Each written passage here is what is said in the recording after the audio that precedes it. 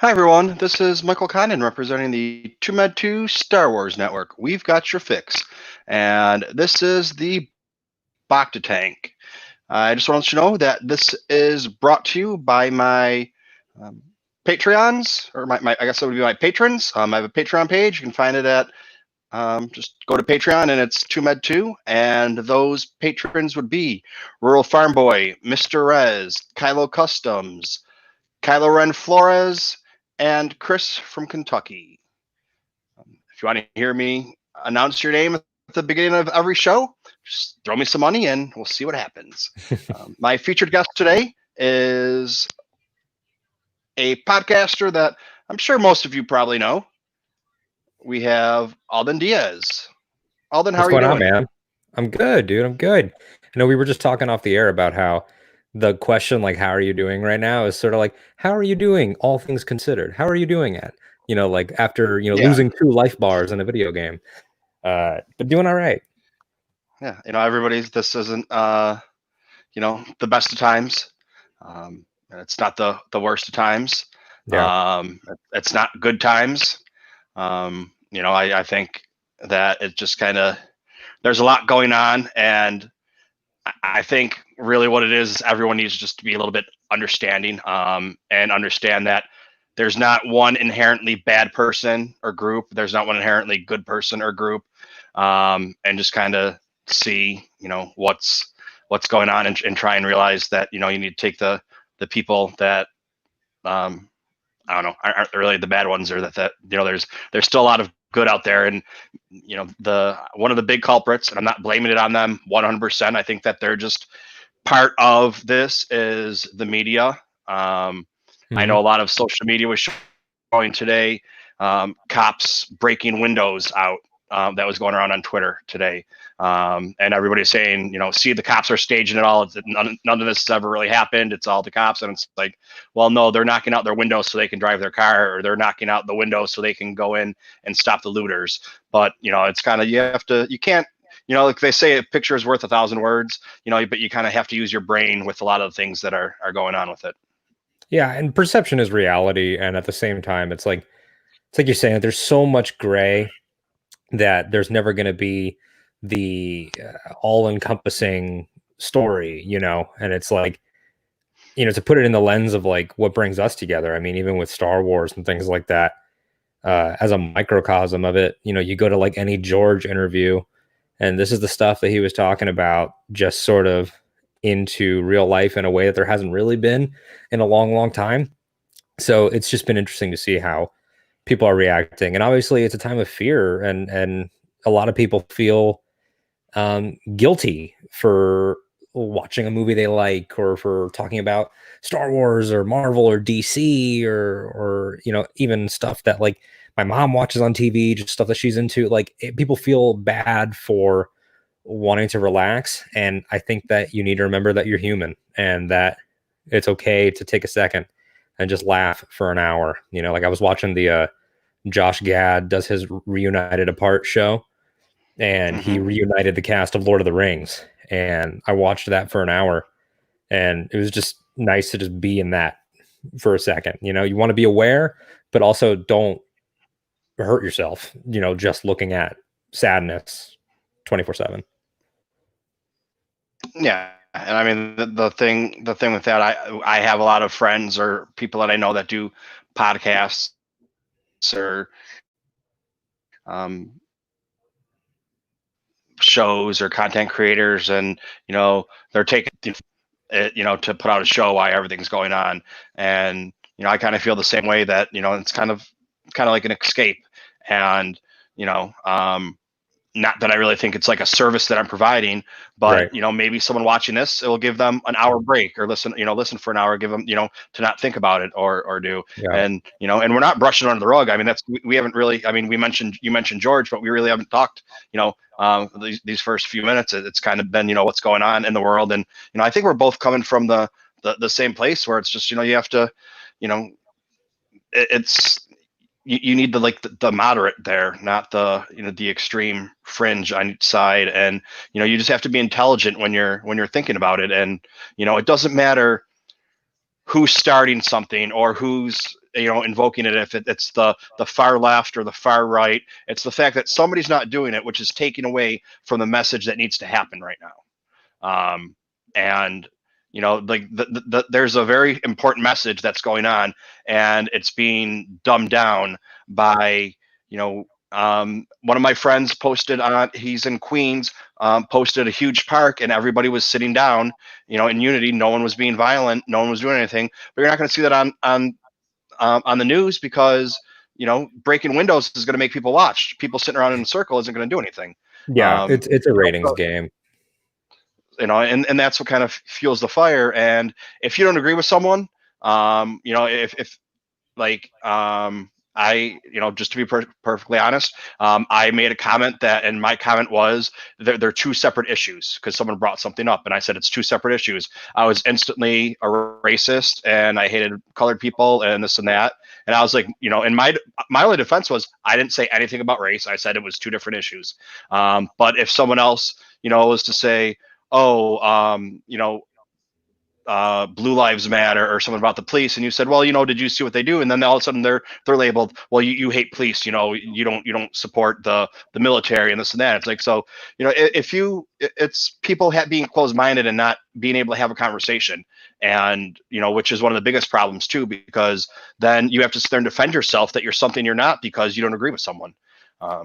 Yeah, and I think a big thing just in general is when you criticize a thing, for the most part, I mean, when you criticize a thing, usually like that, something that you either love, like in terms of like fiction and stuff, or something that just like is part of the world, like the police or any institution like that, it's because you want it to be better. Usually, it's coming from a place of no one wants what's going on, and that's what the reaction is. It's a volcano. It was just a matter of time, and now it's just about handling it, I mean, at least somewhat delicately. And so that's what we're going to see. I mean, what happens going forward is just, it's all reactions, actions and reactions. Yeah.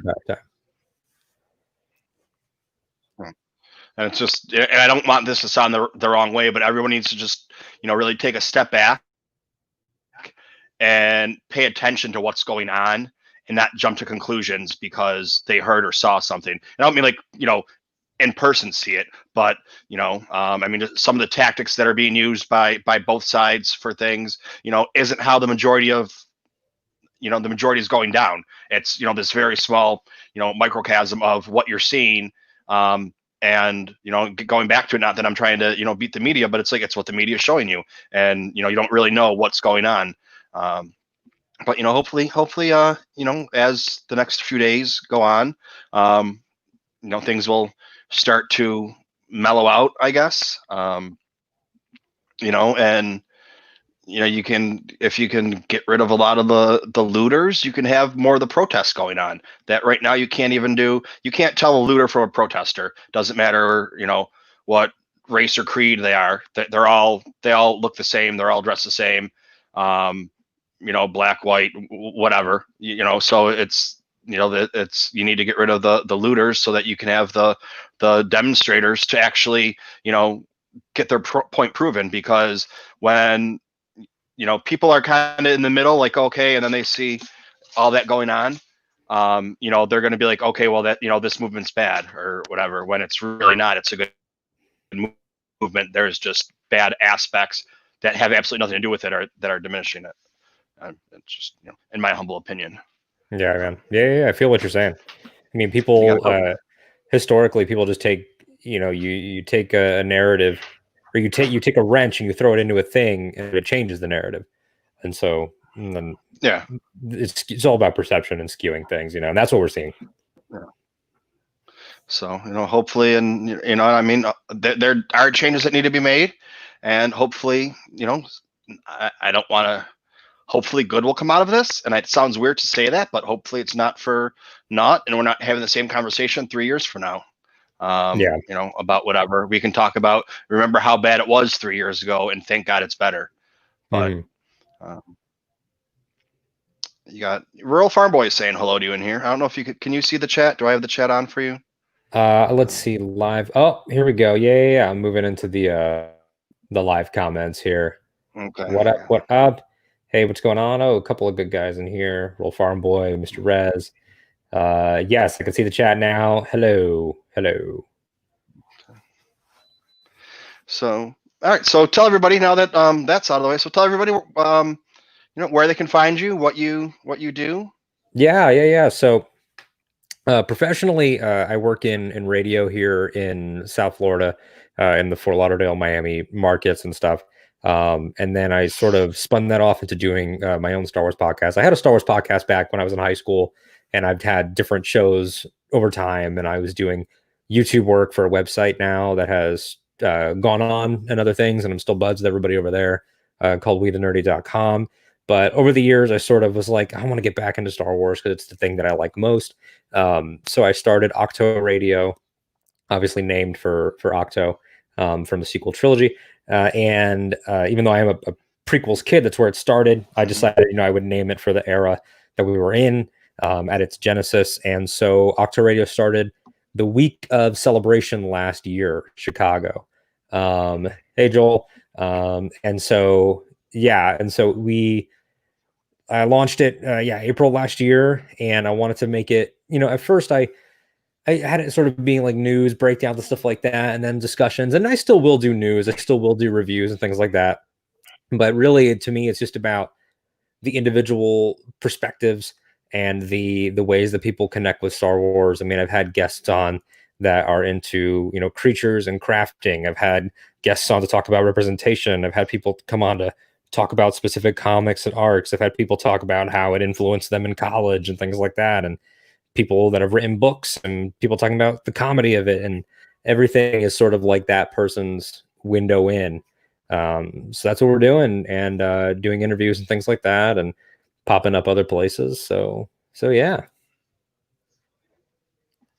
All right, yeah, that's good. I should get a button for this, so when I'm talking to people, I can just hit the button and it goes off. I mean, I started this to make Star Wars friends, and I didn't know what I was doing. I still really don't know what I'm doing. I'm going day by day and kind of learning. No one does.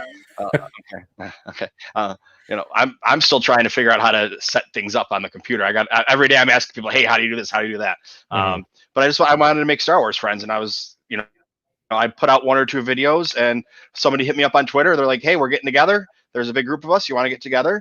And I had no idea who anybody was. I had never listened to a podcast in my life, much less a Star Wars podcast. So on the way to Manhattan, I listened to a couple of podcasts. And it was the guys from Rogue One and Sith List, and Tau Swift and Star Wars Underworld. And a bunch of other people. Like it's one of those things. Like I have to keep naming people if I keep going. Oh yeah, for sure. But Cannabite Dispatch. But yeah, it's So it was like, so I walked from. I wanted to make Star Wars friends. I had no Star Wars friends, and I went from to now having like all these big podcasters and everything. So I got really lucky that way. I think that's my short version now that I can tell it. And then I quit for a little while because I decided I was going to do this great thing. I was going to do a daily, a Star Wars history every day. Mm-hmm.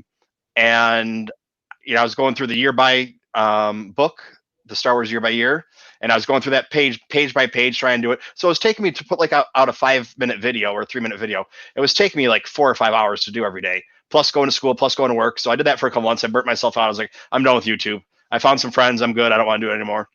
Right. Went to Celebration. I was like, I miss talking to people. And I was sitting at a bar with my friends after Celebration. I was like, this is what I want to do. I want to just like talk to people. Yeah. So I started doing it where it was just talking, and now it's evolved to where I have a featured guest come on, and we talk for a little while about whatever it happens to be, and then who's ever in the chat, if anybody wants to come on and talk, either with you if you got a few minutes, or at the end, just kind of pile on and do whatever. And sometimes it's after like if you leave tonight, it might just be me talking for another 5 or 10 minutes, or there could be another 3 hours of people coming on. That's not unheard of for me to go for 4 hours or whatever it is, because I'm getting ready to say goodbye, and then all of a sudden more people come on. So that's where I kind of found my niche on what I like to do. That's cool, man. I mean, it's all about community and stuff. And you mentioned Celebration and how that sort of got you in the mood. I mean, there's nothing like that. There is nothing like that. And part of the reason why, I do my show is for that exact same reason where, I didn't grow up with people. I mean, I had friends in school that liked Star Wars, but there wasn't anybody that was like their language, so to speak. And not that like I'm better because I know more, but in the sense of like other kids had sports, other kids had shows that they were into, other kids had other movies that they were more invested in. Like there are other things I love. I love Harry Potter. I have a Harry Potter tattoo. I love Lord of the Rings and things like that. I mentioned that up top. So it's like, it's not that Star Wars was the monolith in my life, but it was the sort of no one other kid was going home to read Wikipedia. Like that was just me back then. So celebration and this online community is that, is that spread out where you can say something that no one else is going to get, and everybody around you in this space does jump on and says, "Oh yeah. I love the Mon Calamari. Oh yeah, I love Revan. And let's talk about Canto Bite, and let's talk about Endor, and oh man, Echo Base, and like all these things that you can't just throw out in a shopping mall and people jump in. It's not the NBA. It's not even WWE where that's more of a mainstream thing. There is no John Cena of deeper Star Wars. You know what I mean? You have to find your tribe. No. Yeah, not at all. Yeah, but that was. So were you in Chicago? I was. Yeah, I was in Chicago last year for Celebration. Okay. Yeah. That was my first one. And I was lucky enough. I was at Echo Base. So I was with a bunch of podcasters there. There was, I think, 20 of us in a house. It slept 20, but that's still a lot of people to have in one house. Oh God, yeah. So we broke it up into a couple little sections this year, a couple smaller ones, and don't think it's going to happen. No. And I go through the dilemma with myself. Well, if it does still happen, would I go? And then that changes the whole thing. The Airbnb, instead of being split between 8 people, what if there's only 2 of us that go, and then it's $3,000? Then for 2 people, or I don't even know. Right. I'm just making that number up, but then splitting that up, and it's like if I'm going to spend $1,500 for a couple of nights, I might as well get a nice hotel room and have people take care of me, and not have to worry about making my bed. And it's especially in California. I mean, it's even more of a price tag than in Chicago or when they were doing in Orlando and things like that. So, and then for me, I mean, both of us, we're East Coasters, and so that travel is another commitment. And then, I mean, it's looking like it's not going to happen, and we know that, like logically speaking, logistically, they're not canceling, not because they're not going to cancel. They're not canceling because it's better for the event to wait for the state to make them cancel, because then insurance payouts and things like that. So they don't have to pay then. Exactly. So it's just a matter of time until Anaheim's like, nope, no more Star Wars. So I'm just I'm hoping that they have a plan to transition it to maybe a series of online streams or something like that. But I did just see that comment that you threw up from Kilo Customs. That's crazy, man. Stay safe, dude. Stay safe. He's in Chicago, protecting his house because they're right there. So, going into the basement. Oh, Jesus! Can we swear on your show? Yeah, dude, you can say whatever the fuck you want. It doesn't really matter. I saw that comment of we're going into the basement, and I was like, oh shit. Dude. Please stay safe, dude, and keep us posted, man. That's serious. He's my buddy. I was joking around. I was on I recorded with Holo Chronicles I recorded with 2 people this week, and I recorded with Tattooing Sons, a little one that actually brought me some heat because it was about like character development and why people have issues with like characters changing and how it's evolving. And it was basically like just a discussion of like psychology and like basic psychology, that if you went to college and you took a couple psychology classes, you would know like the basics of of what it was. And I had a couple people from a toxic faction of the fandom message me today that they wanted to discuss my opinions on it, and I was just like, okay, like I don't know, like I didn't even get into in-depth things or whatever. But they didn't. They didn't want to discuss it. Like discuss it. It really didn't go anywhere after that. I got a couple messages, and I was just like, I'm like, oh, do you have a question about something? It's basic psychology that a freshman in college would be able to understand, and that was it. So it's like they probably wanted, they were probably just trying to goat me into getting a fight or arguing with them, and it's like I don't have time for that. There's so much stuff going on right now to, I've been known not to shy away and to purposely, antagonize them back. Because as the sometimes internet will do. Sometimes it's fun to troll the trolls. But I don't have time for that right now. So I just simple statement with another simple statement, and that was it. But I was on Holo Chronicles, and it's kind of a joke that I'm a network of one, because I call myself a network, but I'm the only one on the network. But I have a few different shows. I have the Bacta tank. Well, that qualifies tank. You. No one can make fun of you for that. That counts. Yeah, all you need is one. You need one show, and then you can be a network. Anybody can be a network. But then I have the septic tank, which is it usually ends up being Star Wars, but it doesn't have to be Star Wars. It's usually on a Saturday night after everybody's been drinking. I don't drink, so not me, but after everybody's been drinking, so God only knows what the hell conversations are going to come up. I have a collecting show, Collecting with Kylo. That's how my whole long story just came up. Kylo from Kylo Customs. I do that with him, a collecting show. We put out a few things. I have the Holocron House, where I go through books. I got Coruscant Coach's Corner. It'll play on the hockey. I don't know if you're into hockey or not. Very casually, but yeah. Okay. There was a Canadian show in between. It was Hockey Night in Canada. So I'm from Buffalo, so I used to go west to get to Canada. That's how far up Buffalo is. Right. You can go west. I mean, you can go north too, but the easiest way is to go west. So we got all the Canadian stations or whatever. So if people that are big hockey fans understand the Hockey Night in Canada reference, because it was Coach's Corner, and the one guy's just completely a lunatic and starts screaming and yelling about everything. And the other guy's kind of just like, all right, and just kind of pulls him back in. That's how me and my buddy Mike, we were doing it. He kind of gets a little crazy like that, so that's why I got named that. But yeah, so it's like I got 5 different shows. One of them happens every week, and the other one's kind of whenever we can fit them in. So they were. But then I have other friends that are in networks with multiple different shows or podcasters, and we help each other out with things, and they're trying to work on some art for me and some tags and things like that. And nice. So let me ask you real quick, in terms of the collecting, where does that all start for you? And what is your main line? I mean, obviously you've got some Black Series back there, some Funko. So what's your main jam? Well, I need to say this before anyone in the chat says it. I do not collect Funko Pops. So you just have a few. I have acquired a lot of Funko Pops, but I don't collect them. I have like 120. I don't collect them. I just have acquired them. But I do collect Black Series, and I do collect books.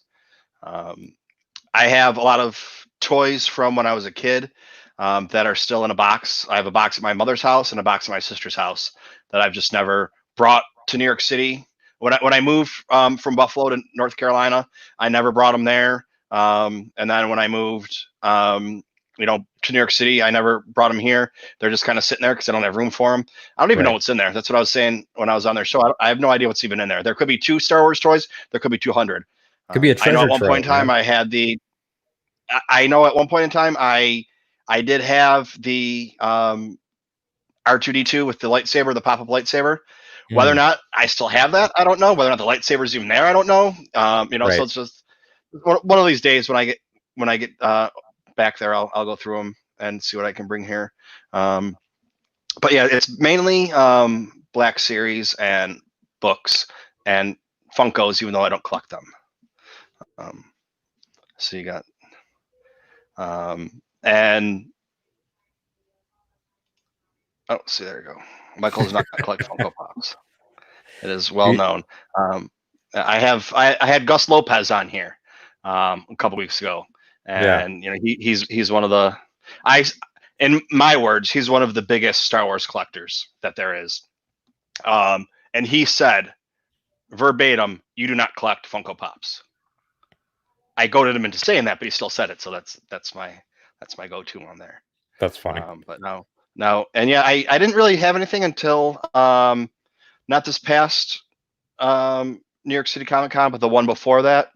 Mhm. And I was there with a bunch of podcasters and collectors, and I kind of got the itch. And I told the story yesterday. My girlfriend was in Italy. She went to Europe for 3 months, and I went and I came back and I was like, well, I'm going to buy some toys. And I taught myself a lot. I spent too much money on what I got because I'd go on eBay not realizing you see something for $40, something for $50, and something for $60. Yeah. You buy the $40 one because it's a good deal, even though it's only worth $15, and they're just Right. all overpriced, knowing the same person selling them and putting them up there. And it's like, well, if I put it for 40 and 50 and 60 instead of putting 3 of them at whatever, I'm going to get that money. So yeah. But it's an expensive lesson going through a bunch of things. But I got it now, and a bunch of different sites and a bunch of different people. So now what do you collect anything? Oh yeah. I see a roll from by Anthony's app. I don't have specific whole like type collections, but there are areas of Star Wars that I like to focus on. So like right here in my desk drawer. So obviously behind me, for people watching now, it's a bunch of white. It's only I have my room just recarpeted and repainted and everything, and what was my desk and my work from home station and all that for the past few months went 90 degrees this way. So I have to reset up the room behind me and all that stuff. But all the Black Series went into the desk drawer right here. So they're all at hand's reach. And I'm not an in the box guy. I always like to see my whole toys and stuff. So I'm a big fan of Black Series. You got your Dryden there. You've got your Afra. You've got your Rey and your Cal Kestis and your Din Djarin and all those people, and a bunch more in here. I got an Anakin and Obi-Wan and Kylo. But the one of the key areas of Star Wars that I love, and it's across all items, books, Funko, whatever. All my Funko are currently over there in a bunch of boxes. I love Star Wars Rebels a lot. So I've got, my Kanan and my Sabine and all that. I have Ahsoka in here as well. And I will be getting the reissues with the new sexy packaging, and I will be getting the new faces. But for your book readers as well, because I know you're a book collector now, you've just shared that, the new Art of Rebels book, this is the special edition. So obviously, just to be a product model for a second, it's got all of the incredible art and designs from across all 4 seasons. And one of the coolest things about it, and why I think everyone should get it, is that there's never before seen stuff that shows like what the crew could have looked like, all these different versions of the crew. And if you get this edition, this book, this is a special cover, but it comes inside of this slipcase. Have you seen it? Yeah, I have it. Oh, you have it. Oh, okay, cool. Yeah. Like, dude, like, what? I lost my mind. Super cool. Yeah. Oh, you want photos of the Black Series? Yeah. I'll throw some up later on. Roll from where that'd be awesome. I'll share some out. But yeah, dude. So Rebels is a big spot for me. That was the big news. With the Rebels coming out, and then because the Hall Chronicles, it's pretty much they're both collectors. It's kind of a collecting show. I mean, they talk about everything, but the only Rebels Black Series I have is Chopper. I have the other ones on my list, just trying to get a good. Really? Yeah. Okay. I'm missing Chop, because he was at the Disney store for a hot minute, but that was the day that I picked up Afra, and I just thought I was working in the mall at the time, and so I was like, I work in the mall, whatever, I'll be here tomorrow. And then they were gone, dude. Chop and Ezra both just disappeared like that. And now Ezra, I know, he's getting flipped for bigger bucks. And I also missed out on Thrawn, because at the time I was not really buying a lot of figures. But this is my Rebels Black Series right now, and I have other ones in Funko. So all these 3 will be getting reissues. I have Hera too. Hera is at my girlfriend's house. But yeah, so these I'll probably keep the Sabine because I keep her helmeted. So that's not really an issue. But I am excited for the new faces on these, man. I'm really excited for those, those photoreal those new faces. faces look The new faces look good, and the boxes look amazing. I keep everything in the box until I will be at a point in my life where I can take everything out of the boxes that I want. Which Yeah, I'm not at that point in my life right now, right. because I don't have the room set them up and to put them in stands and to, I know that you can. It takes up less room if you take them out of the boxes, but for storage, basically, it's easier that way. And for cataloging them and knowing what you Sure. have, I don't have room to put I don't have room to put I don't have room to put like a curio cabinet up to make dioramas, which that would take up a lot more room than put them on a shelf. Yeah. So at And some honest, point in my life so when I have that, they'll no, they'll they'll come out of the box. normally I've been, as I just showed, out of the box, and I'll just toss the boxes. But now that they're doing the shared mural art across each wave, I might want to get that whole Rebels wave and take them out and display them in front of the art that you can now make with the boxes. Like that's pretty cool. Even the Empire, Mandalorian, and Clone Wars have their own little arts. So it's exciting. Yeah, they have their own art and they're different colors, which leads me to believe, are they going to do like I forget which Ewok it is that's coming out, but there's an Ewok So on there and he's green. Tebow coming So out. Yeah. are they gonna redo all of the Return of the Jedi ones and make them green, or is it going to be that they're planning on coming out with more Ewoks and make those green, or whatever they're going to do? Well, Because you have it is going to be movie by movie, like you're saying, because Akbar is also coming out and he's green. So okay, Return of the Jedi is green, Clone Wars is yellow, Mandalorian is kind of orange, fittingly. Empire Strikes Back is bright blue, and then purple is going to Rebels. So maybe if they do Rise of Skywalker, it'll be dark blue. And maybe if they do prequels, or maybe Last Jedi will be red. I mean, that's natural. Force Awakens, maybe white. I don't know. They're going to have to eventually start doing different shades. But yeah, it's going to be yeah, movie by movie for sure. that's what we talked about a little bit yesterday on what they're going to do, and are they going to get rid of the archive line altogether, I think so. and then are they going to come out with, instead of doing every whatever it is every 3 months, you get 6 that come out. It's going to be every 3 months 12 come out, and you're going to have 6 new ones and 6 repackaged or redone ones, going back from what the previous 100 or whatever it is. Right. So we'll like update, like, hey guys, we here's new characters or different costumes we didn't have, and then here's some fan favorites done with better faces. Like they might give us the Hutt Slayer Leia again. Maybe we update our Jabba. Maybe we update. I mean, the Rogue One figures, they deserve an update. I mean, some of those faces are so just flat and bland. I'm not a completionist, so it's like if they have ones that don't really look that good, I'm also at a disadvantage because I keep them in the box. So they get a little they look a little distorted if they're in the box. So if they're not the best and they're in the box, they look horrible. So some of those I haven't picked up. A lot of the Rogue One I haven't picked up. And that's why a couple of the I just haven't gotten around to getting the Rebels ones. Those weren't on my. I mean, they're on my list, but I was looking for better prices. Afra I didn't pick up, or the 2 droids with her I haven't picked up, but they're on my list. I have a lot of lists, just waiting for good prices because, like I said, I'm not a completionist, so I don't need to get one so I can buy the next one and the next one or whatever. If I don't get those until next year, they don't get them till next year. Now the new ones that are coming out, those ones I'll have, the day they come out. But the ones from the past, those are just kind of wait for the good deal. That's a lot of my books too.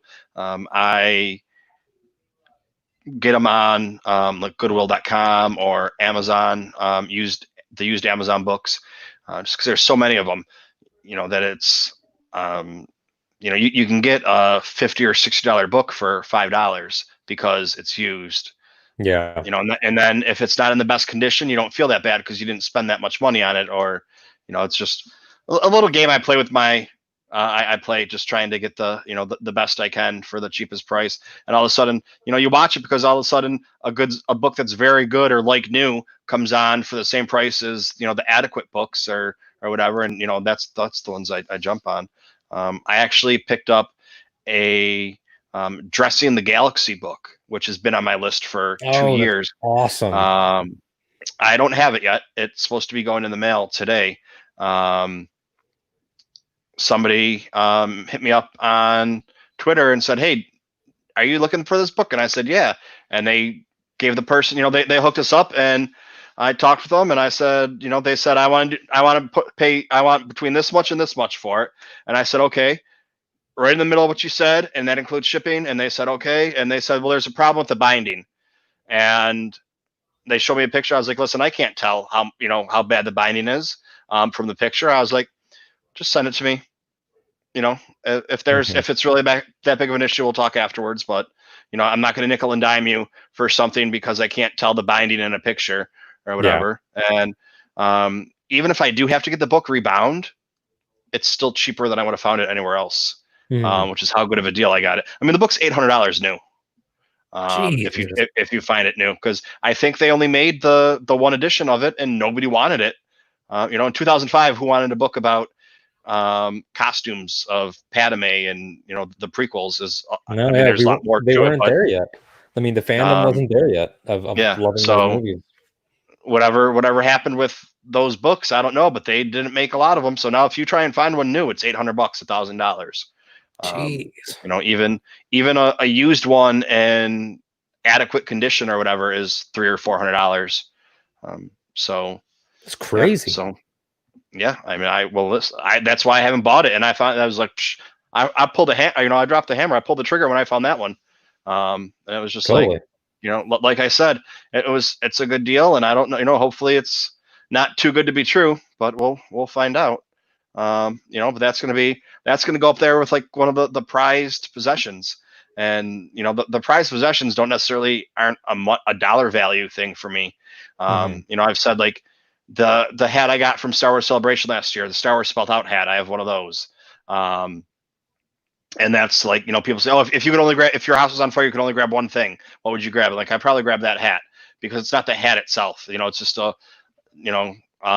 wool hat. It's not a big deal, but it's what, like the memories that it has and, the people that have that hat and the camaraderie and, just the memories of that hat are kind of like, what Celebration really was. I'm super sentimental like that too, where I definitely keep things that tie into memories and stuff. Like my copy of this isn't Star Wars, but my copy of the first Harry Potter book is in tatters, and it's the worst condition book I have, but it was my sister's copy. My sister is still with us and stuff. She's fine, but I keep it for the sentimental value of those times, Yeah, that's I went to the episode 9 panel and I got the hat and the cheeseburger Happy Meal. I threw the box out.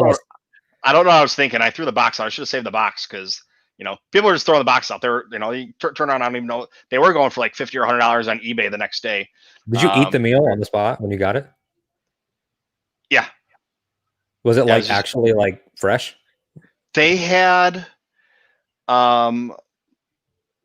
like a food cart that was handing them out. Like I think they were kept inside, but they had a food cart where they were handing them out from. So I mean, it wasn't fresh. Like they were probably made that morning and brought out. It was warm. It's not like they were.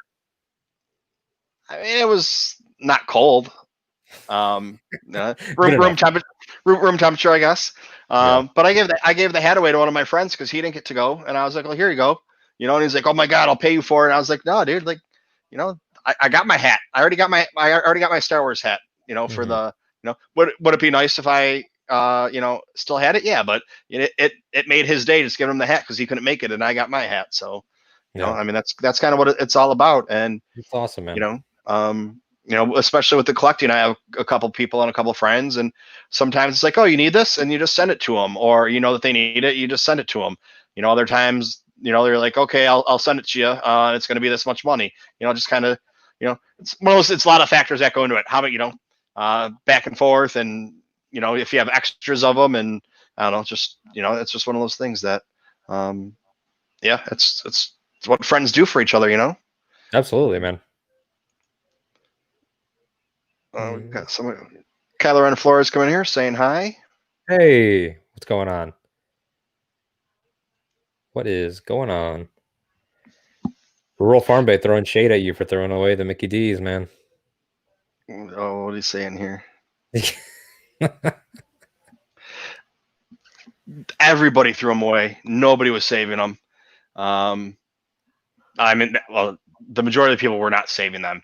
And you got to figure if they were getting up at to be at 8 o'clock in the morning, like I think it was still dark out. It could have been 7 o'clock or whatever.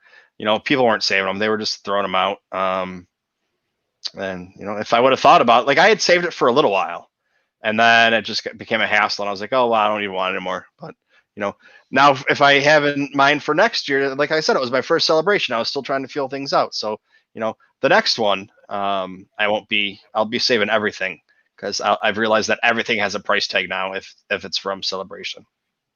I don't have anything that I think it would be, as I open the drawer of stuff again. I don't think anything that'd be pricey. One of the cool things that I have, just in terms of like things that were given Star Wars related, that not a lot of people do have, is this badge was given to people covering the opening of Galaxy's Edge. So that's my media badge. And then it has the Bacta crest on it.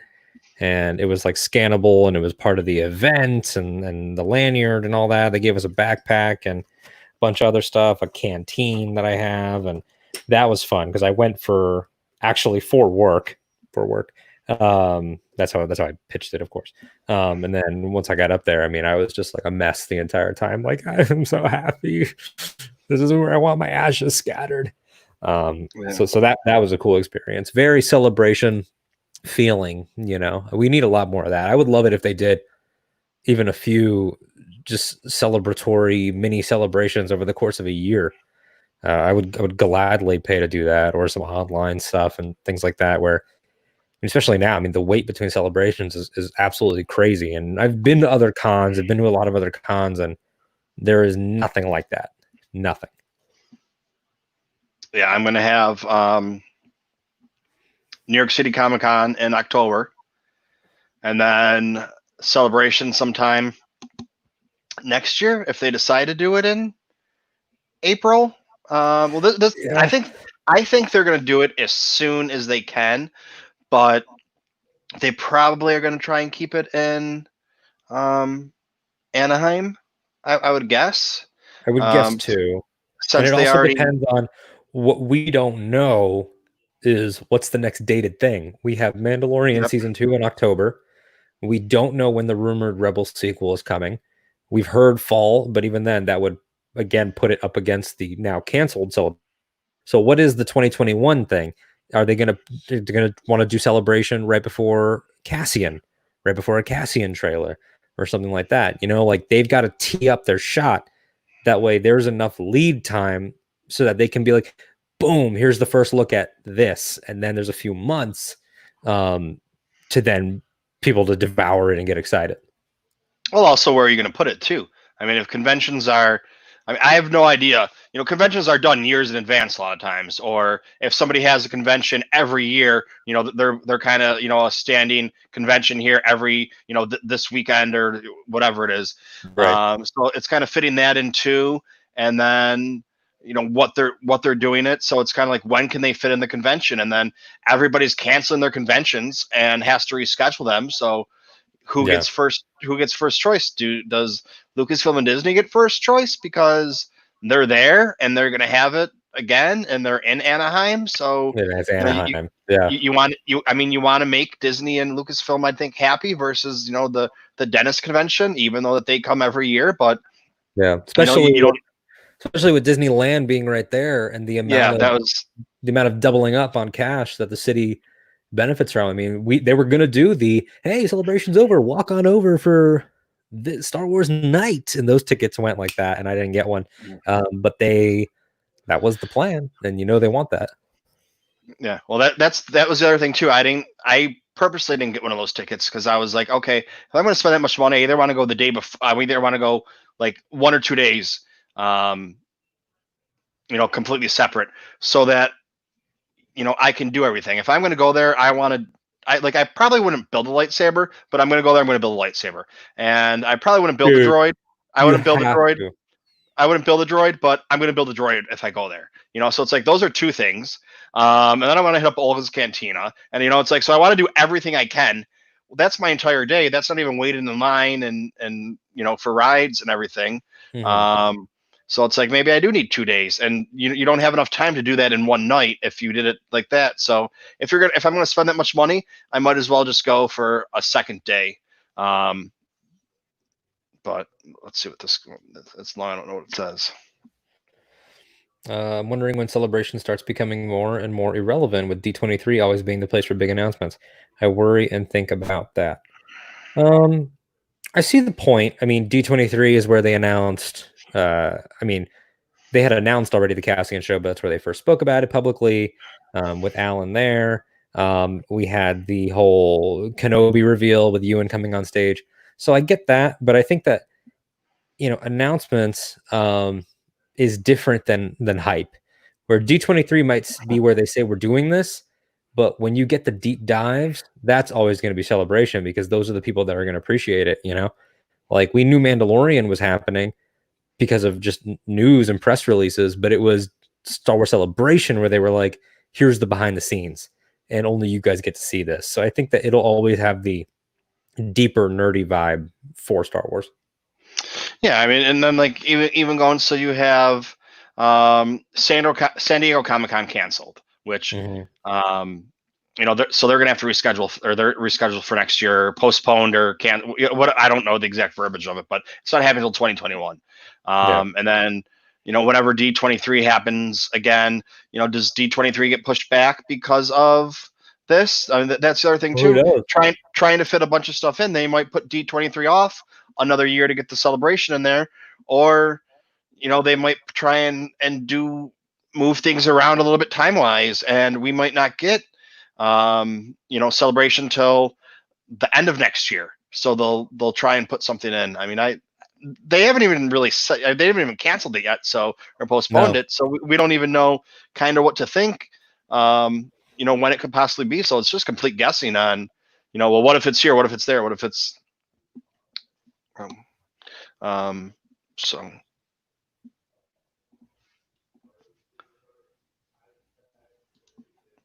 I don't want to lose Celebration as the Star Wars centric convention, but Disney has a habit of wanting to monopolize and keep things in house. Yeah, but there's so much that, I mean, you have like at Celebration. If I wouldn't have gone to the Fallen Order panel, I wouldn't have cared about Fallen Order because I hadn't played video games in years. Right. And I just thought that panel, I was like, I'm buying that game, which means I now need to buy a PlayStation or an Xbox or whatever. I got my laptop, so I don't need that. Well, my dog ended up breaking my laptop, and it couldn't be fixed. So I needed to buy a new computer. I was like, well, let's just buy a gaming computer anyways. Then I can play that game when it comes out. So it was perfect. But I mean, I would have never bought that, if I hadn't gone there. And a panel like that is not going to happen at a detail, like theoretically speaking. And Let's The say Mandalorian. let's say that Disney did say one day, you know what, it's Disney Celebration now. We're going to take everything that we own, Marvel, the princesses, National Geographic, everything, and put it all on one roof, 1 week-long event. The panels then need to become more surface for everything. So then you're not going to get your Cassian panel, your Fallen Order panel. You're not going to have creatures. You're not going to have droids. You're not going to have one-on-ones with Mark Hamill. It's just going to be, what's the biggest thing? All right, we're moving on. What's the biggest thing for this? All right, we're moving on. Here's Kevin Feige. We're going to announce Avengers 5. We're moving on. Like, I don't think they'll ever do that, because the international appeal of just Star Wars, it's proven now for 2 decades that the celebrations work. They're not going to give up the money. Yeah. So I mean, I don't think, why would you do one convention when you can do two? or get the money off of that for, I don't think that they would, because they're two totally separate things. Yeah. But I don't, especially since I just started going to celebrations, and my girlfriend kind of knows that I'm going to go to celebration every time there's a celebration. So we need to plan, our other vacations and everything else around that. So I'll know about a year to a year and a half in advance, and we'll figure it out then. Mhm.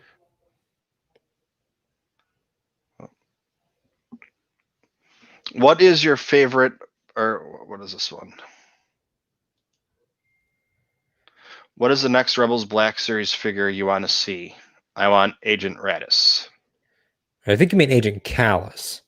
Although I do want Radis. I want Radis and I want Callus. Uh, I would like them both.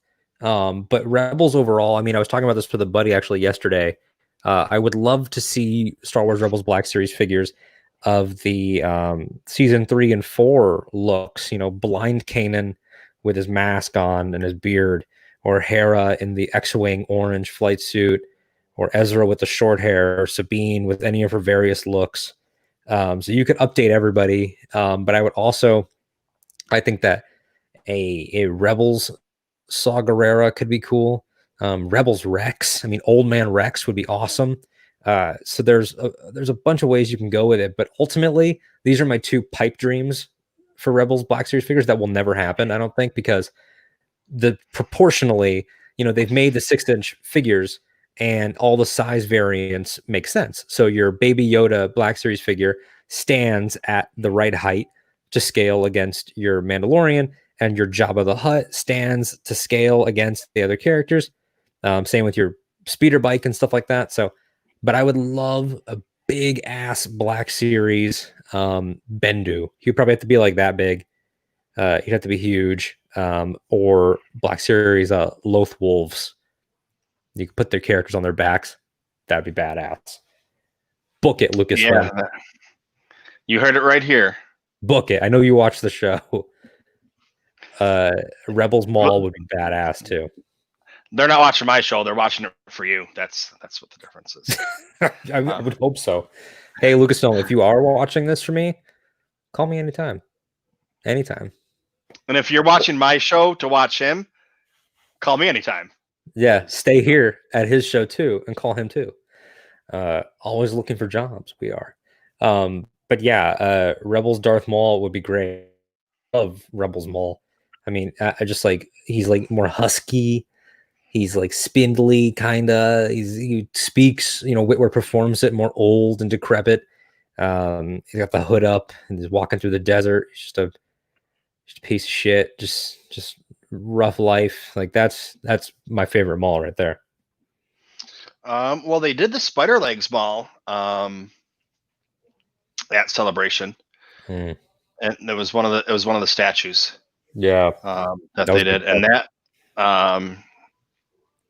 Luke Cruiser picked one of those up. It looks really nice. I saw that bad boy, and it was really nice. I just didn't have the money to spend on it. And then that's I think like, oh my god, I want it, but I don't have any room to like put it. Like that's with my space that I have available. I have to think, not how much do I want it, but how much do I want it more than other things? Because if I'm pretty much out of room right now. Yeah. Unless I figure out how to get more room. Like I'm trying to get my girlfriend to put shelves up around the bedroom, and she's like, "No, you have enough Star Wars shit around here." Like this was all in the bedroom, but because she's home right now because of COVID, I used to record in the bedroom. Now I record in the living room. So Gotcha. she lets me keep this up here, and then she doesn't make me take it down or do anything. It just kind of sits there, which is funny because a couple weeks ago when the 40th anniversary Empire came out, I rearranged things. And I changed some of the Black Series figures that are on this side. And she was like, "Wait, why'd you move those?" And I was like, "What?" She's like, "The colors, they, whatever." And I was like, "What do you mean? Like, they're just whatever." And she's like, "No, you need to move. You need to put them back how they were, because I like the colors the way the colors were before, not how you have them now." And I was like, Okay, so it was a little bit. It took a couple months, but it finally grew on her. That it's okay to have there on the shelf. So, but yeah, it's like I have 2 boxes of books or two books to open later, and I have 3 books to open and 2 packages of Funko Pops to open. I opened up. I did one of the things I did yesterday. I recorded with Holo Chronicles. Because Kylo's been out of commission for a little while because everything that's going on. So I did a collecting with Kylo. I recorded that last night with them. The first wave of the 40th anniversary of the Black Series. So I need to put that. I'm going to try and get that up tomorrow and put that up. But I don't have any room for them, especially the way they are. Like the way that she's not going to let me cover the wall in them either. So it's like I'm going to have to figure out what to do with them. Because they came on classic card back, so they have to be displayed in a more difficult way. You can't just line them up. Yeah, and like I have not all of the San Diego Comic-Con Black Series, but most of them. Mm-hmm. And those are on the top of the bookshelf, on one of the bookshelves, because I have one bookshelf that's almost full of all books. And the other bookshelf is full of Funkos and Black Series. Right. And I just went through, honestly, and I got rid of about 40 Funkos. I didn't get rid of them. They're just no longer in circulation. They're to be sold or gifted or traded or whatever I can do with them. Yeah. But I'm going to run out of room with the 40th anniversary coming, and then they have the Rebels ones coming and everything. So I'm going to have to. There's also a few that were rumored. There was like some leaked art that I saw on Yak Face last year for, I think, this summer.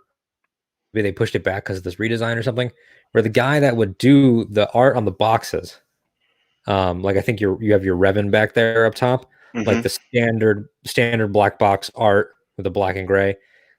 His website, he had posted Luke from Last Jedi, crate Luke, force projection, and then he like asked that they take it down or whatever, and it seemed very obvious that there definitely was going to be a 6-inch Luke of that kind or something like that, and a couple other things that have been rumored that haven't actually happened. So maybe, because Rebels is August, so maybe holiday we get hit with a bunch of new ones, like you were saying before, reissues and then new ones and then reissues and then new ones. Yeah, well, that's true. I mean, so if you go back to, okay, so you had just in the last few months, you had the regular wave. I'm going to say 23. I don't know what it is, but wave 23 or whatever they were, series 23, wave 3 that came out, which had a lot of your Mandalorian stuff in it, and then wave 4, which is coming out right now, which is your Jedis,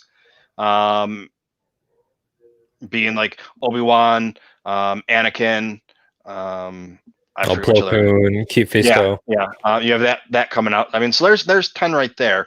And then you have the 40th anniversary line. There's another 10.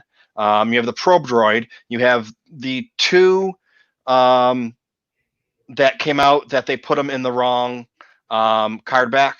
I can't think of who they are right now. I'm horrible. They mix those up. Well, those are coming out the wrong names, or they're in the wrong one. I mean, so you're up to 20, and then you have the couple more that are coming out. You have another 15 that are coming out between the Rebels and the reissued ones. So now you're up to almost 40, and that doesn't include the couple that are coming out during Christmas. So you have 40 Black Series. You have 40 Black Series that came out this year. Wow. It doesn't seem like a lot until you break it down. Yeah, and that's just because it's like I need room for them, because I have them. I either have them in hand, not put away yet, or they're ordered. And I got to figure out what to do with those, because yeah, so it's just, do I want to dwindle down? And I also keep talking about, from a collecting standpoint, what if I just said, okay, what do I really want to keep for these Funko Pops? And what do I really want to keep for these Black Series? And I'm just going to sell the rest of them. And I'm going to do the opposite what everybody else does. I'm going to start collecting the vintage, but I'm going to get the Vinyl Cape Jawa to start. So instead of that being like the last one because it's the most expensive one, I'm going to sell all my toys and buy that one first, and then I can fill in the other ones as needed. There you go. But I then haven't they jumped, redesigned. yeah, I haven't jumped into But then they, any vintage, man, but it tempts me. They're nice. I haven't either. I saw like 70 of them on eBay today for a decent price. So I put a bid on them, which I won't get because it's still 6 days away. So it's going to go way up there, and yeah, they don't have the weapons and stuff like that. I talked to my my personal toy gurus over at the Holochronic Chronicles podcast, and they're like, I said, all right, how much is this worth? And they're like, oh, it's worth this much. It doesn't look like I have weapons. If it had the weapons, it'd be worth this much. I was like, okay. So put in a bid, and then we'll see. And if I get it, it'll be a good price, and that can get me started, and then I can start working on the rest of it. So that will force me to decide, to downsize, both my collection and my non-collection that I have. I'm telling you, man, I didn't have any interest in that line until they put out the orange Poe Dameron X-Wing last year for the vintage line. That's a gorgeous toy. I was definitely thinking about picking that up. I mean, I love the old school box art on his X-Wing, and just the way that it just feels like a toy like that would have come from that era, where sometimes the vintage collection is just like, look, it's a character from now, we put it on card back, but it doesn't have like an old feel. But these definitely have been more indicative of that feeling, I think. Have you seen the Slave One? That was from a while back, or that's upcoming? No, it just came out. No, I haven't seen it. Or recently came out. Well, go check out the Holo Chronicles episode that just came out today, the one they had me on, because it's a surprise. They had a mystery box. They didn't know what they had in it, and they opened it up, and that was in it. And I was like, I guess. I don't even know what kind of noise I made, but I was like, because it was so cool because they didn't know what I was like. Oh, all right. And I was like, you know what? I want that. I don't have room for it. I don't have any 3.75 inch, which means if I get that, I would have to do like a display with it. And then I would have to buy other figures to go with it.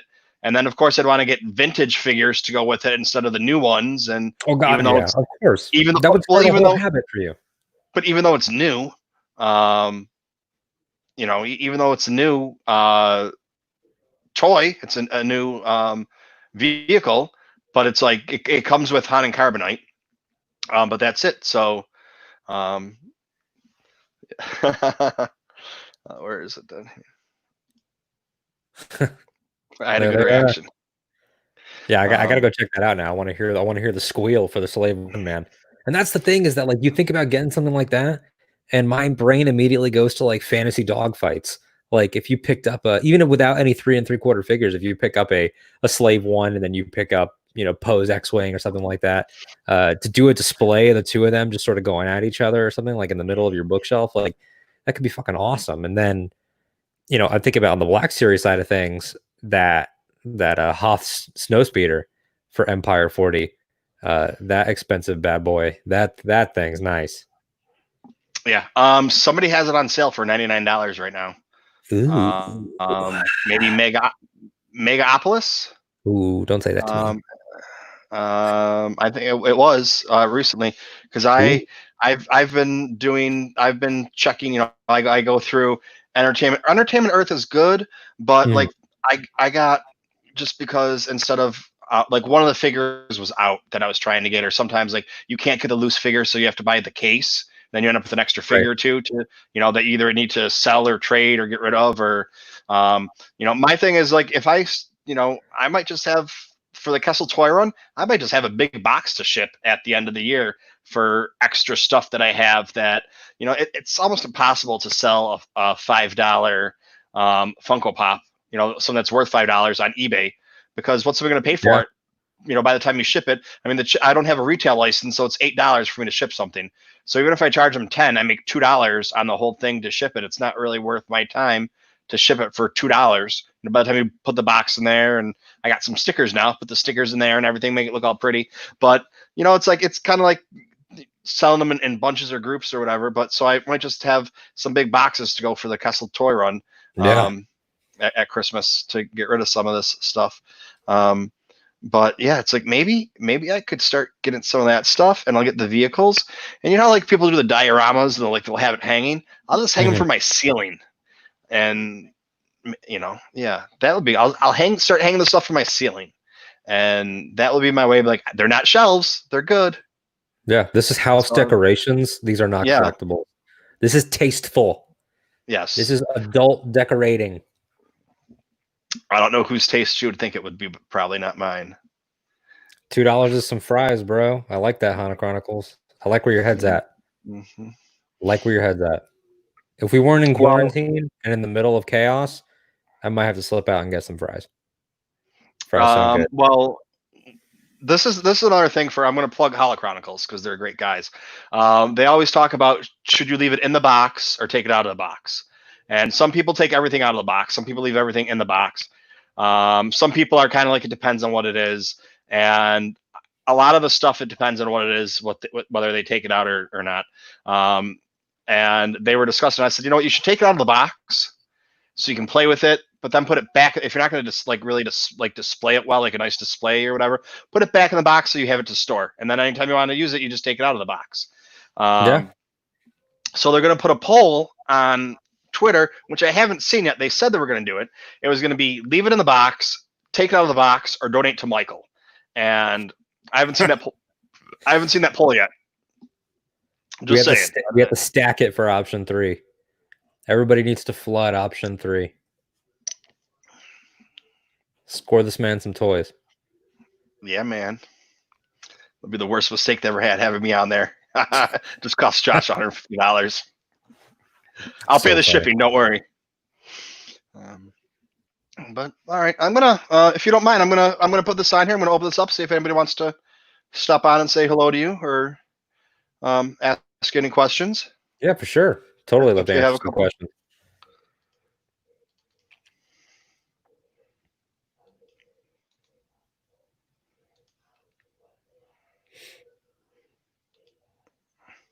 I can't help looking at your polls. They're so nice. All right, you guys. So there's the link for the StreamYard if anybody's got any questions or anything to talk about. There it is. So you've had a few. I've actually, so here, I was listening to you when you first started. I think Rural Farm Boy. Because Rural, I don't know how he does it. He finds the new podcasts. He finds them all.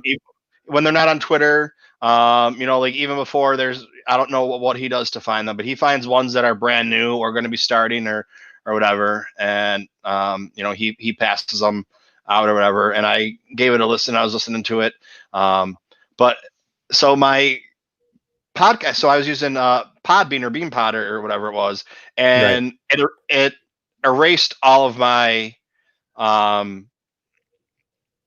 shows I had on there. Oh wow! So I was like, okay. So I started using Google Podcast or whatever. It was, I think it was Google Music at the time or whatever. But so, and then that just stopped having the new ones show up. And so I tried to fix it, and a day or two later it erased all of them. And I was like, oh shit. So I went back. So then I went to, I went through and I put in all my podcasts again on there, and it erased them all again. So it's just like, all right. So I had to go through and try. So I have them on both right now. Some of them I have on 2 times, but there's a lot of them because I had 160 podcasts on there that I was listening to a week. Wow. That's my claim to fame is I taught Rural Farm Boy how to listen to double speed. Because one day he's like, how do you listen to so many podcasts? He's like, you listen to more than I do. I was like, you got to work your way up to double speed. And double speed is not a problem because you can put it at 1.5 and pretty much anybody can listen at 1.5. It was tricky though, listening to the ones from the UK or Australia. Those ones were a little harder to understand. But I have listened to everything on double speed. And and it took me a little while to work up to it, but I'm there. But then like I had like 160, and I was like, you know what? And then I went through, and I think I had up to like 100, and then when I lost it for the second time, and I was like, you know what? I'm just gonna put them on there as I remember, like the ones I lost. So yeah, I lost the ones that come to your mind are going to be the ones you gravitate to. Yeah. But I mean, I have probably, I'd say on average about 3 or 4 a day that I listen to, like on that day that come out. And then I have other ones that I try and listen to. And then, other ones that are just kind of like filler when I don't have anything else to listen to. But I think I have a couple chapters left. I'm rereading Queen's Shadow right now, which I didn't realize that Queen's Peril that comes out in a few hours is actually a prequel. So I didn't need to reread Queen's Shadow.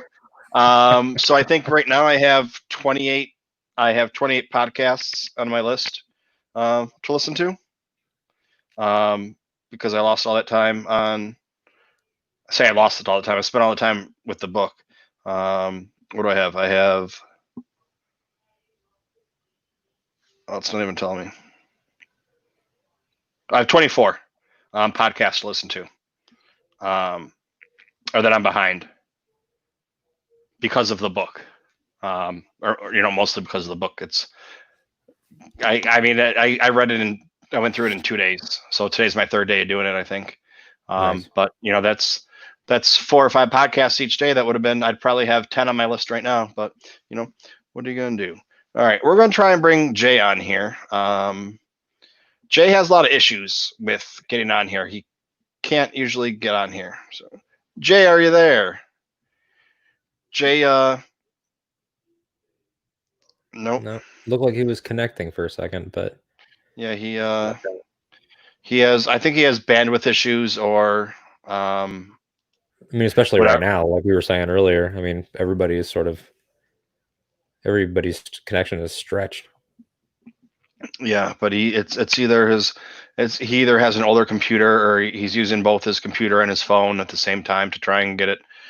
So we got him on the other day for a couple minutes, but he tries every week to come on, every Monday and every Saturday, because Saturday nights is the septic tank. And then, all right. So here's another question for you: Have you changed up what you've been doing since the lockdown or whatever is in place? Have you been your podcasting? Have you changed it up more? Have you been doing longer episodes, or have you been doing more episodes, or probably about the same length? They're all generally in the family of an hour-ish, over an hour 20, sometimes hour 45. But the quarantine has definitely allowed me to put out more. I mean, I think just from the span of like, in where it was always intended to be weekly, in April, I think there was like 9 or 10 episodes. And so I was doubling up and going hard with booking guests and getting people on and doing different things. But it definitely has allowed me to be looser and sort of find what I wanted it to be. Cause I think there's a lot of pressure, with any show where there's a lot of versions of the same thing, where there's 1,000 different Star Wars shows, probably way more than 1,000. But when I started it, it was the mission statement of I want to get these perspectives. And then it sort of veered. Not that I don't like those early episodes. I'm proud of those early episodes, but there is a hint of me sort of wanting to do what other people were doing and like really break down news and stuff. And I was doing more prep sheets and stuff like I do for work. And it was taking the fun out of it to a certain extent. So now having more free-flowing conversations that are focused on the guest and me just being an interviewer, that has sort of come to the forefront.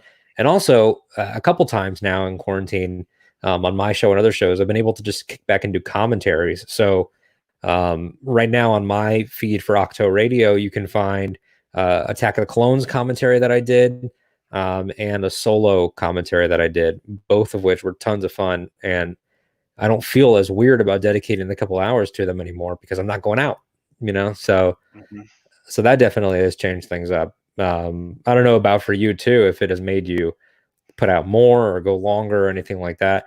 for me, it's hard to go long just because I have to get up super early. So like even this tonight, like I would love to stay for like 4 hours, but I get up every day at 4 or 5 in the morning. So it's a double-edged sword of what I do. I get off early, and then so I'm able to have a lot of time, but then you got to go to bed early. So it's the cycle. Yeah, that's when. So I'm actually, I was sick. I've had respiratory issues in the past, a couple years ago. I had bilateral pulmonary emboli. So I had pulmonary embolism in both lungs at the same time. Oh wow, And yeah, I was out of commission for like I was on bed rest for like 6 months when it happened. wow. Because How long ago was it that? was 4 years ago. Jeez. Yeah, so it was, they gave me like a 10% chance to live, and I had to be on breathing machines and everything, and Holy whatever. shit. Yeah, it's hey, quit drinking, you quit smoking, all of a sudden your body starts falling apart, doesn't know what to do anymore. So have you But are you at a place now where you're considered out of it, or are they always kind of like stay cautious? it depends who you ask. Everybody. So like I was on blood thinners up until a couple months ago. Oh, Um, just because, like, as a precaution. And I was on cholesterol medicine just as a precaution, so mm, that there wouldn't be any buildup for anything to, make, if there was any blood clots, they'd just be able to flow through and keep it. And my doctor was, just like, listen, the chance of you actually having to be on these anymore is so small that, you might as well come off. Um, well, so it's now going on almost 2 months ago. It was the middle of March. I had some type of respiratory problem, and when I go to work, I have to go through like a checklist. mhm, Normally, just through like a medical checklist, a wellness check, and right. then with the COVID thing, we had to put it on there, and then with me having shortness of breath, um, and I had like a respiratory infection or whatever it was, um, I couldn't work and couldn't go to the doctor because everything shut down. So it's like, Right. just appointments over on the computer like this, like me and him talking like this. And it's like, okay, well then, stay out of work or whatever it is. Um, and now, so it took a month and a half, or it took over a month before I could actually go in and see him. And they gave me the test, and not the COVID test, but the antibody test. And Mhm, so I just got the results back. It took like a week and a half to get the results back. And my antibody test is negative. Um, which doesn't mean I didn't have COVID-19, because sometimes it takes up to a month for your antibodies to show up. So it means okay. at the point in time that I had the test done, I didn't have any antibodies for it. Which means if I was to get it done now, and if I was to get done another month, it would mean that in the Yeah, past month I haven't had it, but it could be. So it's kind of like, if they show up, you've had it. If they don't show up, you might not have had it. sure. Is one of those things. But so now it's just I'm still having some respiratory issues, so I can't go back to work until they figure out why. Because when I go and do my check at work, I have to be able to say, this is why, this thing that I'm not passing the test for, this is why I have it. Right. So now it's just waiting to get in with Oh, now fuck, man. so I mean, This is also yeah, fucking so complicated. Like, it really ooh, is. It's, if I worked at a different job, I'd be able to go back to work. But because uh, of, you know, um, my job, so it's like, but we'll see. So it's at least some of answers coming. But no, yeah, definitely keep us all posted, man. I mean, me, yeah, everybody listening, like, it, it, thanks it for being like so upfront about it and shit too. We need to talk about this stuff. yeah. Well, that's the thing. It's like I had symptoms, so I couldn't go to work, but Yeah. I wasn't sick enough to stay home. Right. Um, but I had to. So it's like, even though I've had them and, whatever, it's like, but I mean, I'm fat, I know I'm fat, but it just doesn't happen out of nowhere, where walking up the stairs makes you out of breath. No. Like Yeah, that's it's like, definitely like nothing happened. I actually lost some weight. And then all of a sudden I have trouble walking the dog or whatever. I get short of breath, or walking up the stairs, or, whatever. It's like short of breath. And it's like, so now they need to figure out why, so I can go back to work. And so now it's okay. It probably wasn't COVID, or I didn't have COVID, or don't have the antibodies for COVID. But so now why is this happening? So I can tell work, so I can go back to work. Um, yeah. I need to make my vacation. I need to get my vacation pay. I get paid for the number of hours you work, you get vacation pay, and I got to be able to have. I had my it all planned out that I was going to be on 12 days of vacation. 10 were going to be at Celebration or in California, and there was going to be 2 days afterwards for me to relax. Yeah.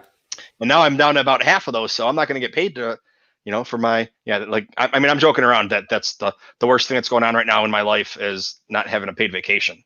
When it's really not, but dude, I mean, at this point, like you just got to fight for yourself, man. Like you got to, stick up for yourself, get those details, and look out for your health. I mean, that's the most important thing.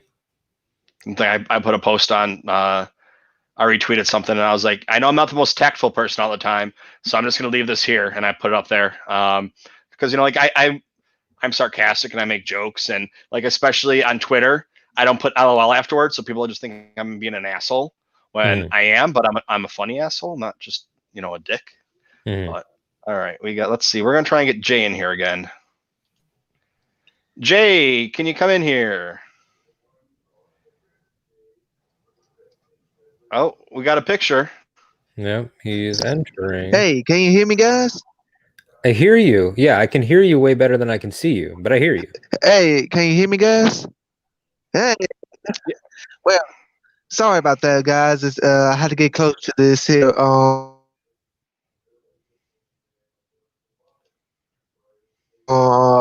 Wi-Fi router. He was freezing up for me, and then he cut out. All right. Gannon 136 was trying to come in here, but yeah.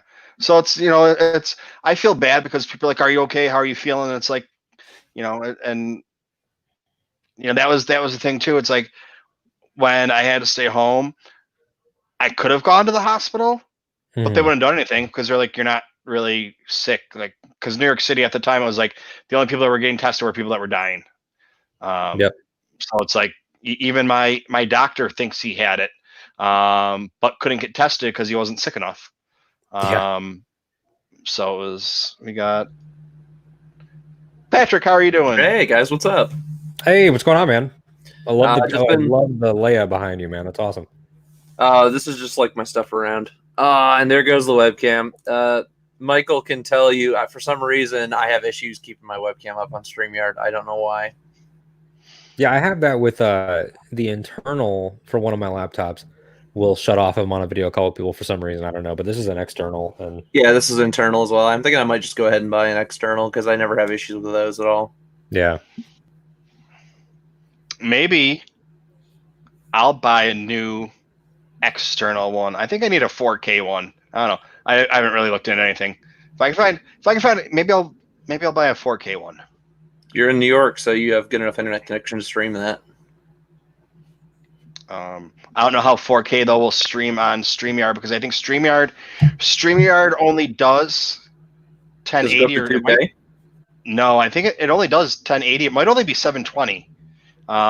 Because I know my buddy Darth Daddy Lunga, he stopped using StreamYard and he's using something else, so you can still stream on two places. Like with StreamYard. So I'm streaming on YouTube and I'm streaming on Twitch, or I can stream on Facebook or whatever. But it's always on YouTube, and then I have Twitch just because a couple weeks ago YouTube took away my channel for a week because I tried to live stream the Clone Wars. Do a live commentary for Clone Wars, and for whatever reason they didn't like that.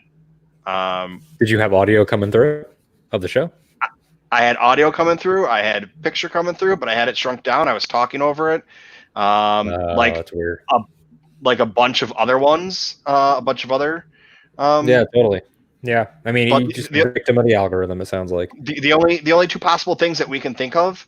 One was that I was actually streaming it live. Right. So that like if I would have recorded it and then just put it right afterwards after it rendered, I might have been able to get away with it like all the other ones. Yeah. Or I wasn't monetized at that time. So they couldn't make any money off of me, so they took it down. Whereas if like right now, if they were to do it, because I'm monetized now, because I got my 1,000 followers, they'd be able to take that money from me. So they might keep it up there and just take that money. I don't know. But I'm thinking it might have more to do with the actual streaming it live. Because I have Disney Plus on my computer, and Right. I had it playing in the corner, and I was talking over it, and I got about halfway through it, and it cut out. Yeah, and then they're particular about that stuff. I mean, Disney Yeah. Plus is the only app I have that you can't even take a screenshot in, so Yeah, it's pretty much a pain in the butt. it's well locked down. I did learn, however, if you're on PC and you're not using the app, just using the straight up browser, you can still press your print screen key. Oh, cool. It'll still take snapshots. That's good. I'm not sure if it works in like just the windowed mode, but I could get it to work in full screen and send pictures to my friends and stuff. So Nice. That's good to know. but I don't know. They might have updated it since then. Because I'm tired of like doing this when I'm watching Disney Gallery and I'm trying to get a good shot of Taika Waititi or something. Like, yeah. And some dude on the internet's like, "Why is your image so crappy?" Yeah, and then I'm like, "Well, I'm taking a screenshot of my monitor, so." Yeah, like this is what you got. If you don't like what I got, don't watch it, man. Sorry, I'm saying I'm not one of these people that is gonna bend over backwards so you watch my thing or do whatever. It's like, yes, I wish I got 10,000 views or 100,000 views on everything that I did, but no one, and people that sit around and talk like we're doing right now, they're not going to get those big views. I'm going to be on for a couple hours. So if I would have spent those couple hours doing a video, I'd get a lot more views than us just sitting around talking. But you know what? I want to sit around and talk Star Wars. I don't want to make videos about whatever. I would rather say, hey, you know what I learned, and talk to you about it than put the 2-minute video up or the 5-minute video up. Exactly. I'm never gonna, like I'm never gonna make it rich, even though I'm monetized. The other day I made 9 cents. A couple of days ago I made 90 cents. that was a big baller day. That 90 cents was a big day.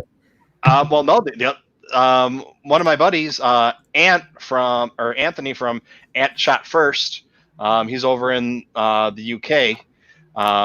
He gave me a 12 or a 10-pound super chat, which ends up being like I think $12 here.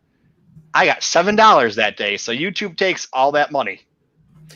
Yeah, I mean that's why people, not to upset YouTube while we're on it, but that's why a lot of people set up their Streamlabs, now separately, that can function at the exact same time as the live stream and integrate in, because Streamlabs doesn't take a percentage. And that's the game, friends. Yeah, I got to get that set up, and then I got my Patreon. Yes, I mean PayPal me. I don't care, whatever you gotta do. PayPal me, Venmo. Cash App this man. Oh, that's so funny. Yeah, I haven't gotten that for you. It's just, but no, it's like people think, oh, you're just doing it or whatever, and you want us to give you money. It's like, I mean, I do it because it's fun and I want to. Exactly. But I mean, it's $25 a month just for the Streamlabs, because I got it set up so I can, stream as much as I want, especially with the quarantine. I mean, I did 22 streams. Like it will tell you on YouTube how many videos you posted in the last 30 days. I did 22 streams, or I posted 22 times. Wow. One of them was my giveaway for 1,000 subscribers. One of them is what I'm giving away when I hit 1,500. So that's 20 live streams I did in the last 30 days. Some of them are video games, some of them was talking like this, some of them are just books or whatever. And, that's why it's like, I don't have tiers set up for my Patreon. It's just like, if you like coming here and hanging out and chatting, give me $1. Whatever. If you want to give me $1 a month, give me $1 a month. I got, it's just, enough that I can not have to pay to do this, and I still have to pay because I need to buy, eventually get a new camera. I need new memory. I get, but just if I don't have to pay the $25 a month for, to put the show on, I'm happy. Everything else is a bonus and can go to, I don't use it for toys or anything like that. That comes out of my pocket, but yeah, as long as you're balancing things out, for sure. For sure, Which man. reminds me, how can they support you on Patreon? Well, are you talking to me or are you talking to Alden? I'm talking to the man who has to pay for his bills and keep the stream going. Oh, okay. Yeah, dude. After your whole speech just now, he wants to Plug give it. you money. Plug Yeah. it. Well, you go to Patreon and you put in TooMedToo, and you find me. It's that easy, people. It's that easy. There it is. I'm getting it for you right now, dude. I didn't have it set up. I wasn't, I'm gonna drop that link.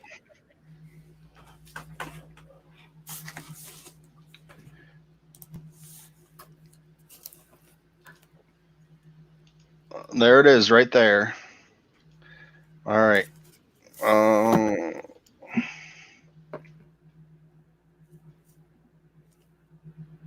It is patreon.com/TooMedToo.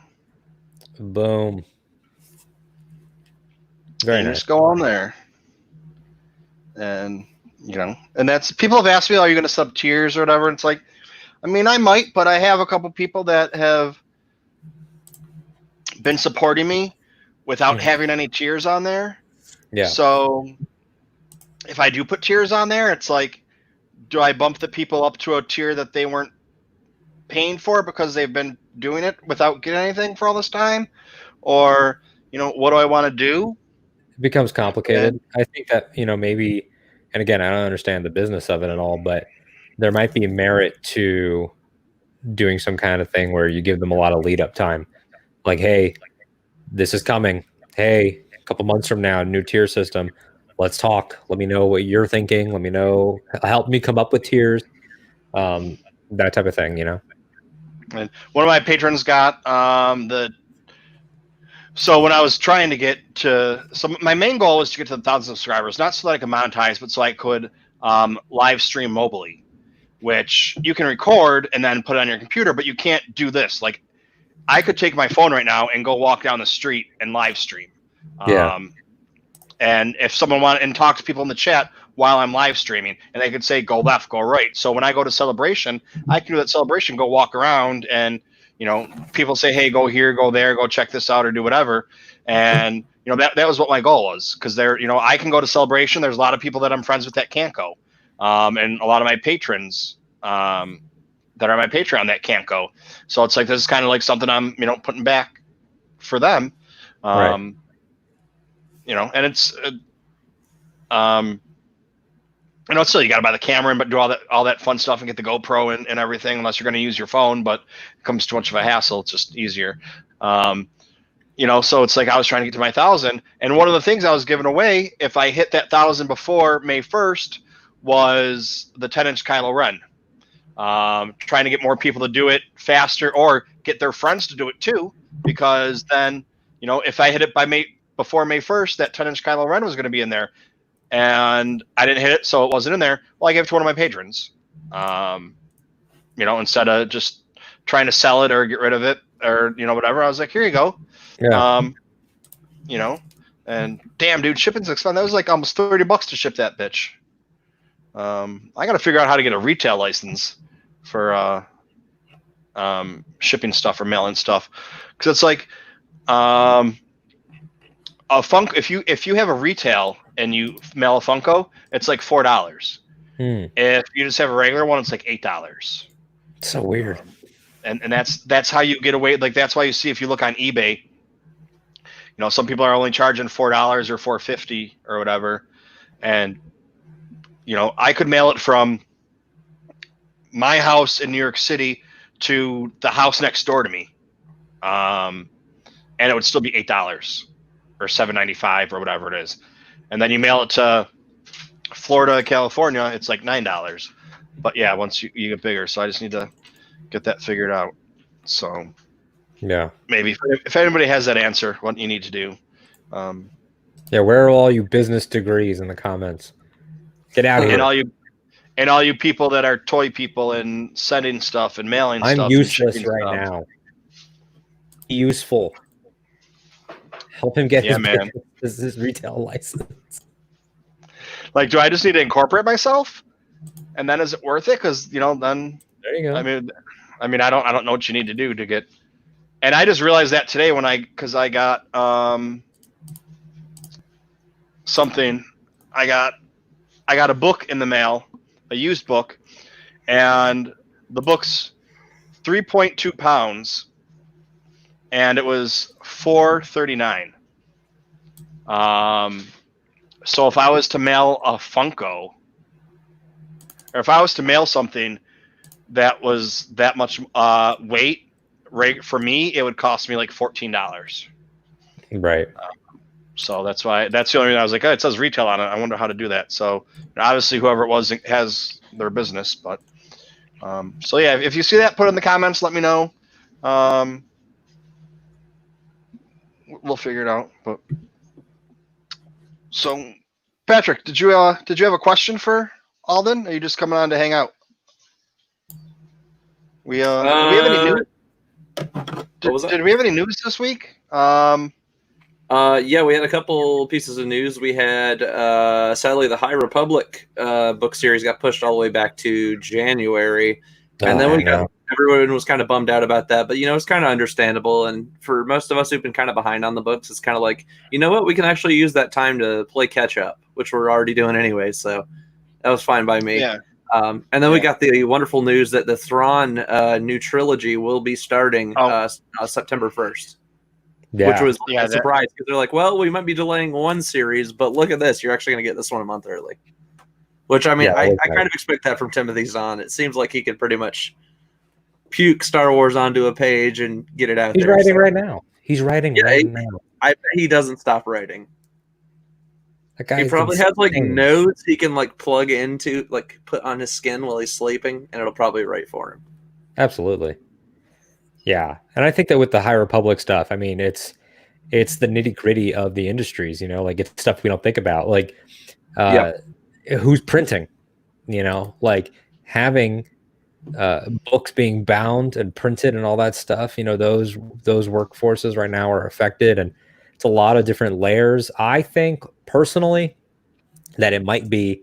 I had two thoughts. My original thought was, well, this is a great opportunity, I think, for audio. If it was like, hey, you can experience the High Republic 3 months early, 4 months early as an audio drama, and then in January we'll hit you with those books. But then it was actually Alex from Star Wars Explained who pointed out in his new Q&A video that the core of this is probably comics, because comics have been so delayed because, Diamond having the fucking monopoly on distribution, everything's been thrown up in comics, and they need to hit at a certain point. If the interconnected publishing is going to roll correctly, and these comics can't come out till a certain time, we know that Charles Soule's book, Light of the Jedi, is supposed to kick off the arc, and then it's all supposed to fall in a certain order for the arc. It has to go in a certain order, yeah.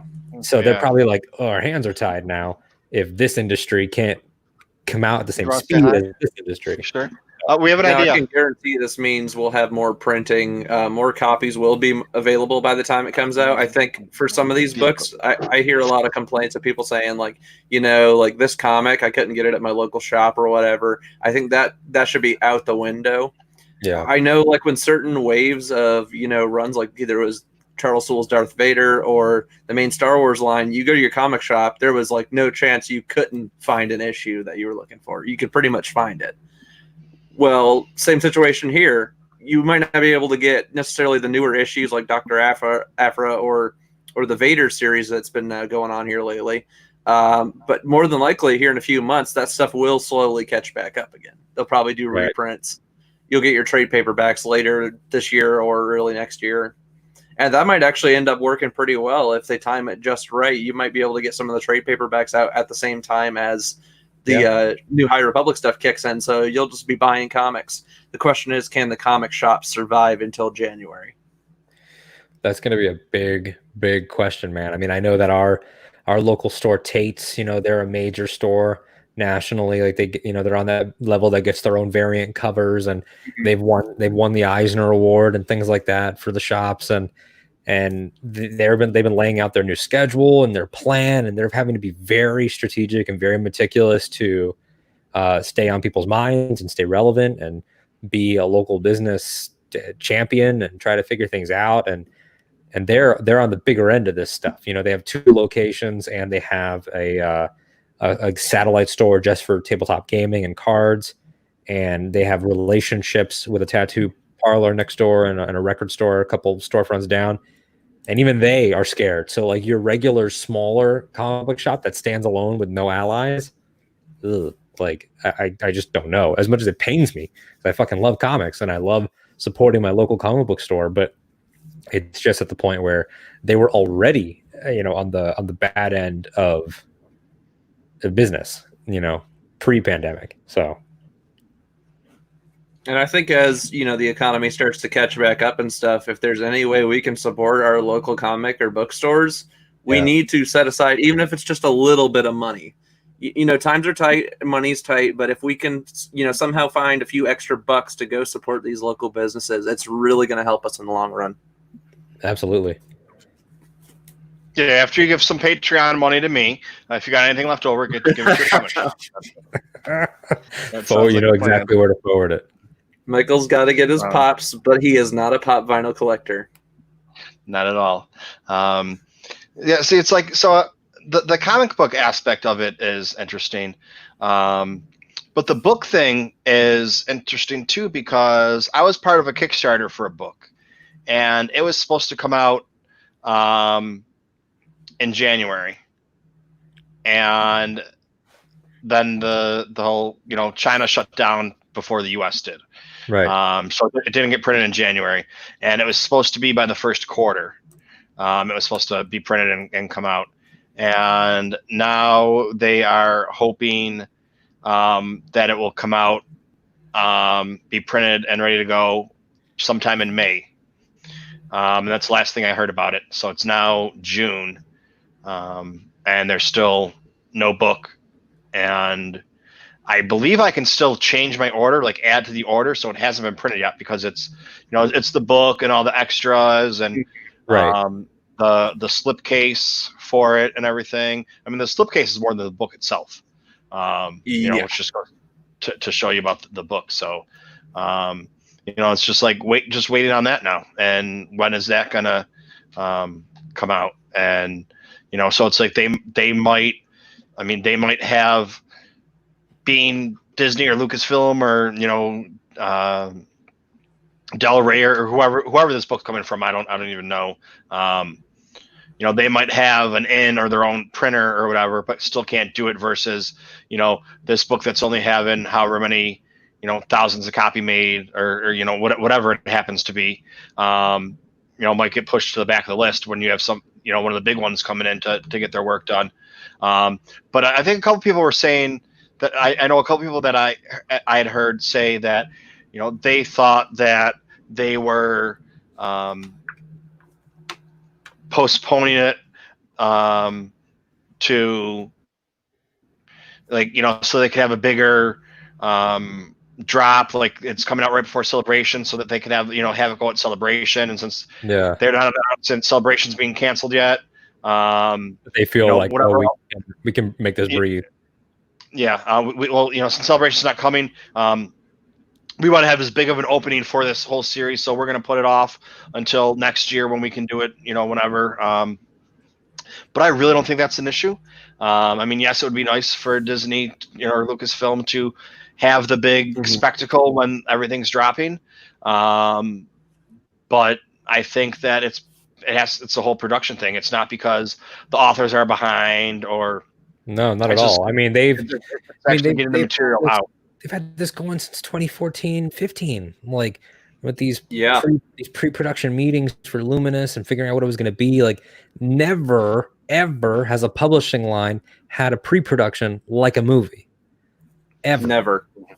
And they're saying this is potentially even bigger. This could be multimedia. This could be TV shows, video games tied in. So it's already so into the reference book realm. I mean, today there was the little bit of news that lightsaber reference book that's coming at the end of the year is going to have a High Republic saber in it, in the same you know, photoreal style and all that stuff. So there, I mean, it's gonna impact all areas. I mean, there's zero chance and I don't know anything, but zero chance that they're not at least discussing animation or audio drama or something like that for this too. Well, that was at, I don't know if you were at that panel, but at Celebration, they said that it was going to be a multimedia event. I'm no expert, but when you tell me multimedia event, I'm not thinking books and comic books. Yeah. That's one thing. That's literature. That's one thing. I mean, if you want to consider, I don't want to, I don't know if comic books are actually considered literature, but printed art or whatever. The written word. Yeah. When you tell me multimedia, I'm thinking, books, TV, movies, video games, whatever. So when they had it being announced that day, I figured like everything else, it's going to be announced in the middle of the day, and we're going to get a couple hours to talk about it. So I had my show set up with book people and comic book people and movie people and TV people. I'll talk about the different aspects of it. And then it's like, oh, it's postponed. Oh, it's postponed. Another person's like, I can't do it. It's getting too late. No, I can't do it. It's getting too late. And it's like, okay. So I went on the normal show, and we're just like, all right, we'll just talk about whatever. And then 11 o'clock rolls around, or 11:30, and it's like, we got some books. And I was excited for it, but it's not. They tell you multimedia, and I'm just thinking, something a little bit different. Which I just want to let you guys know, I've heard some rumors and whispers around the internet. We may be getting a video game reveal tomorrow. Yeah, I've heard that too. I know Project Maverick. Yeah, Jordan Mazon was tweeting that hey, if you like Star Wars and gaming, definitely pay attention coming up. And Maverick, what do we know about that? I mean, definitely flight related. I mean, the name, but also the guys that I guess designed the Starfighter. I think it would either the TIE Fighter or one of the Starfighter games, or Rogue Squadron, something like that. Yeah, like a big reboot. Battlefront was a reboot, and we got 2 installments of that. If you release Rogue Squadron, the reboot, or maybe even called it, you update it, call it Black Squadron or something like that. Yeah, give it something, in the Disney canon era, and it'd be cool. Like if you have different missions as different pilots, I think that'd be kind of cool as well. Oh, that'd be so. Or heck, even tie it in with like Alphabet Squadron or something like that. That'd be a really cool tie-in. Or even some back and forth with that and TIE Fighter pilots, like back and forth missions. So you get to play even like across the eras. I mean, like somebody said it the other day, and I wish I could credit them. I saw it somewhere or heard it somewhere, and it was such a fucking good observation that Wedge Antilles fought from the Battle of Adelon all the way to the Battle of Exegol. Like, even before Yavin, like Adelon, like as a kid fresh out of turning on the Empire, all the way in Star Wars Rebels, all the way to the end. Only Miss Scarif. Only Miss Scarif. Wedge, what were you doing? The only reason is because that line from A New Hope where he says, "Look at the size of that thing." It's like, oh come on, you couldn't have been at that battle. I know. I guess that literally is the reason why. That's so funny. I never thought of that. Because they were probably like, "Oh, can't wait to put Wedge," and then it was probably like Pablo. Like, we can't. Pablo's like, sorry. Nope. Yeah, can't include him because he was too surprised. Yeah, that's true. That is true. But yeah, being able to play as pilots, because the Starfighter assault modes and stuff, it sort of just went dormant. But I thought that they had a good feel for it. So. Yeah, I feel like they've been really dipping their toes back into that with, I know Battlefront, everybody kind of complained about the flight dynamics and how it was very 2D, not 2D linear, but it was very horizontal. There wasn't a lot of vertical. There wasn't a lot of rolling. It pretty much auto leveled itself out. So a lot of people didn't like that. So they said, all right, we're going to give you guys 360-degree of motion. It's going to be completely different controls. And when they got to Battlefront 2, it was a whole different beast. And I think everybody who played Starfighter Assault really, really enjoyed it. And I kind of wish I had a copy of the game on PC just so I could bust my joystick out and play with that. But I mean, if you got a plug and play joystick that's going to work with this game and you can plug it straight into your console or your PC, this might be the game changer game that's going to blow your mind. And, we'll be right back to where we were like back in the 90s, just like shooting TIE fighters on our screen or X-Wings or whatever it might be. Trying to get the tow cable around that fucking AT-AT. And I don't know if Michael saw it. I've been pushing Matt and Martin for just a regular Star Wars flight simulator for years. Like, come on, man, we got to make this happen. So maybe this is at least a step in the right direction. No, I haven't seen that. I did see last week or this weekend that there was, a possible game announcement coming out. And then a lot of people were speculating too that it was going to coincide with the release or announcements about the guys. So if I had to take a guess, you're probably onto something there, Michael, because I think that was supposed to take place. What day was that? Was it the 2nd or the 4th? I think it was supposed to be tomorrow. So if it was tomorrow, then the plans have definitely been pushed back. And if that's the case, as much as I hate to say it, this might be another PSVR exclusive, which would kind of be a bummer. If it's all that behind the scenes speculation and it's a PSVR exclusive, it's gonna be another yay! People flip their tables. Like it's totally not gonna be good PR. All the PlayStation people love it, because they got their taste of that. I don't know if you guys remember, they did a little Battlefront side mission for PSVR for Rogue One as a tie-in. It's out there on YouTube. I never played it, and it was really cool to watch. So I'm wondering if that was almost like a play test for whatever this is. Possibly, and if that's the case, even if we don't get to play it, maybe it's cool to watch on YouTube. But I think, all three of us, we're gamers at heart. We would just love to get our hands on it. But yeah, I hate it when they do exclusives like that because it keeps more people away from your potential. You could make so much more money if you made it available to everybody. Definitely. Now, Alden, I know you got to take off shortly. Yeah, I got to take off in a couple minutes. Just not because I want to, believe me, but I got to get up for work. And for people, I don't know where people are watching, where people are. I know that we're both on the East Coast, but I get up at like 4 or 5-ish for work and stuff, working in radio and things like that. But real quick, in the comments here, I did see before I go, Joel Davis said if Ahsoka is involved in the Rebels sequel that is rumored to be true, we will have a character who will appear in all 3 eras of Star Wars, the prequels, the originals, and the sequels. Palpatine is one. Yoda is one. And Luke, because being a newborn does count. Yes, the actor who played him, that is not Mark Hamill. and Leia. Yeah. And the actress that played her, that is not Carrie Fisher. Those kids are preteens right now, which is crazy. Whoever those babies were, they'd be like, yeah, I was in a. Are you talking about the Luke and Leia baby? Yeah, the Luke and Leia baby. Like if it was babies or baby, but it was one baby. They shot twice. Oh, really?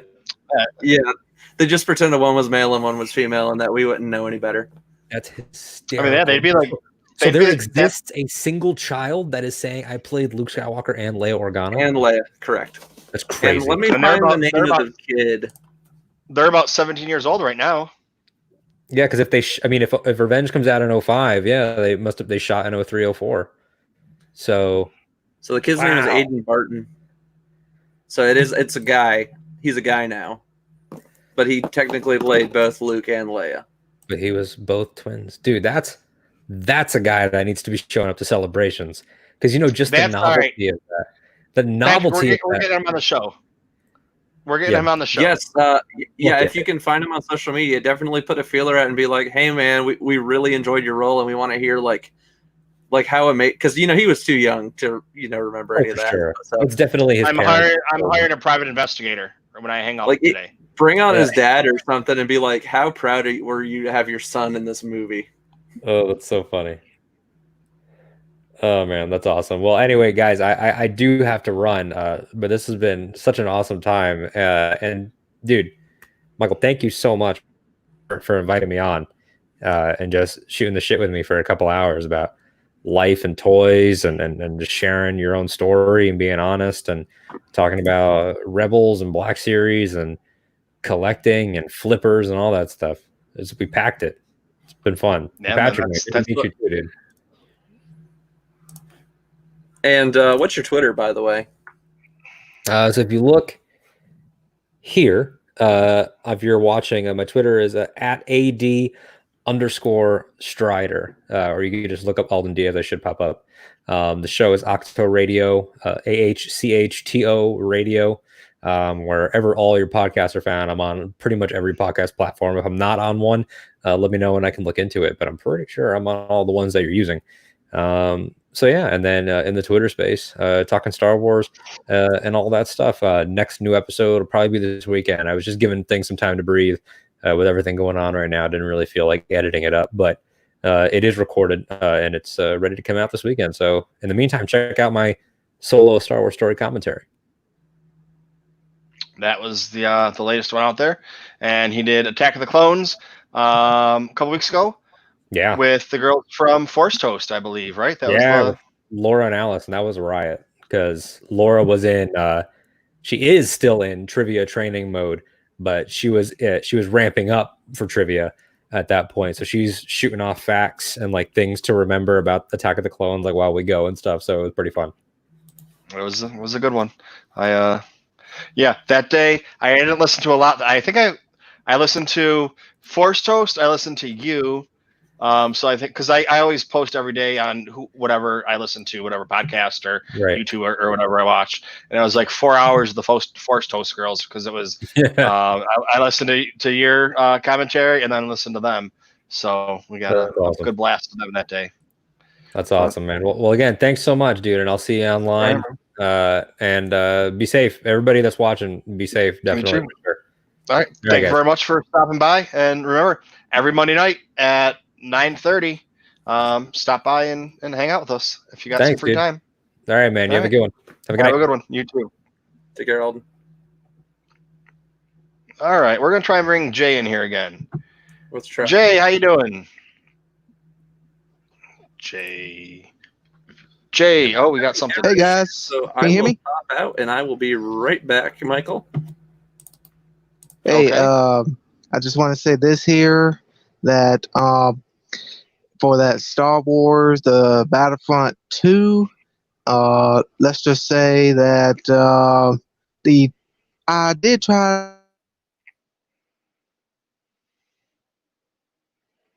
on the tow cable part. Hey.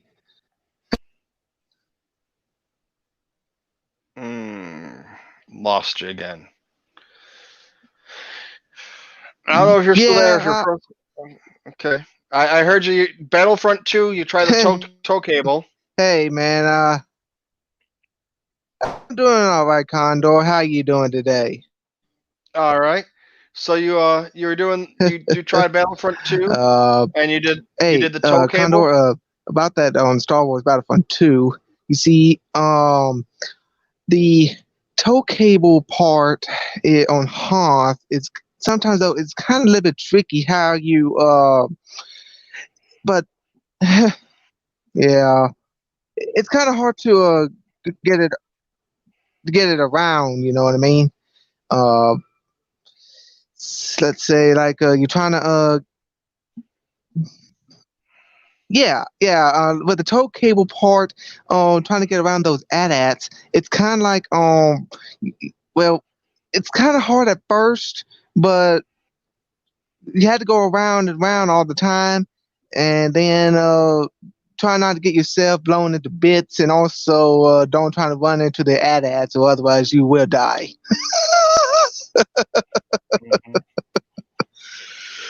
I haven't played that. I haven't played Battlefront 2 yet, but Patrick, do you have any pointers on the tow cable?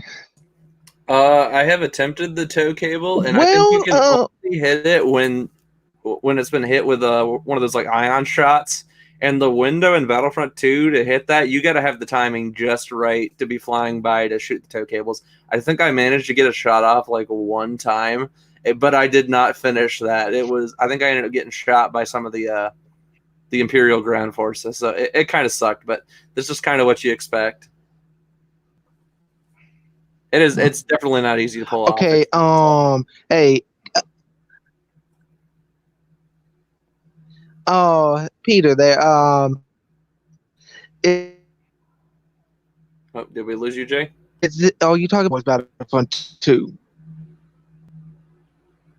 No, I'm still here. I'm here.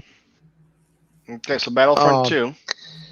Are you talking about the reboot Yeah, yeah. Is it the reboot version or the original version you're talking about with the ion cannon? It's just Battlefront 2 if you're running what is it, Galactic Assault, and if you get one of the cannons on the ground during the Rebel phase and you put it out, then you can make your approach. You basically have to take the shields down first before it'll let you. It'll give you the option. Okay. You must be talking about the reboot version of Star Wars Battlefront 2, aren't you? No, it's been like that pretty much since Because the launch. I don't have that version. Are you talking about the EA Battlefront 2, or are you talking about classic Battlefront 2? Oh, well, the classic Battlefront 2 for the PS2. Okay, I was talking about EA Battlefront 2. Sorry for the confusion. Okay, so don't worry about it, man. here's the question. Because I did not know that part. Yeah, if I go right now and I get Battlefront 2, which one am I getting? If you're looking for, I would say, gameplay wise, a pretty good solid community. Right now, you could go for either one. If you're looking for more, classic prequels or original trilogy content, I would go with the classic 2005 one from Pandemic Studios. And if you're looking for, higher graphics, more realistic looking, then go with the newer one from 2017. That's the EA one. Okay. So, like, if I got it off of Steam. Now, if you see the lower quality graphics, that's the 2005 version. To me, I did not know there were so many versions for the Battlefront 2. Cause I thought there was only one version, but I did not even know that version. I mean, I never actually seen that version before. What system is that on that EA? It's at it's all the newer consoles, like your PlayStation. Is it PSP or is it? Oh, okay then. Okay, I got you now. I got you. Because the only PS2 version I know of the Star Wars Battlefront 2 I know is a PS2, and I beat that thing so many times. It's not even funny. And I almost feel like that game actually plays way better on console. I mean, I finally recently got the PC version. I think right around the time or right before. They added actual online servers again through Steam for PC, and I will say the PC version is not bad. It's still really fun. You get a bigger, wider view, I would say. I don't know if you can adjust the settings on console to have a wider view, but looking back at my childhood, I was like you. I played the PlayStation 2 version, and the PlayStation 2 version, I would say, is just so much fun. The controls are really they're really smooth all the way across the board, and it's just a blast. Control is a whole lot easy, and you really get into that though. I mean, I feel at times I think I sweat more like the 2005 Battlefront 2 than the newer one. I mean, I've had some more. I think I yell more at my screen probably on the newer one, but I feel like there was way more intensity with the classic Battlefront 2.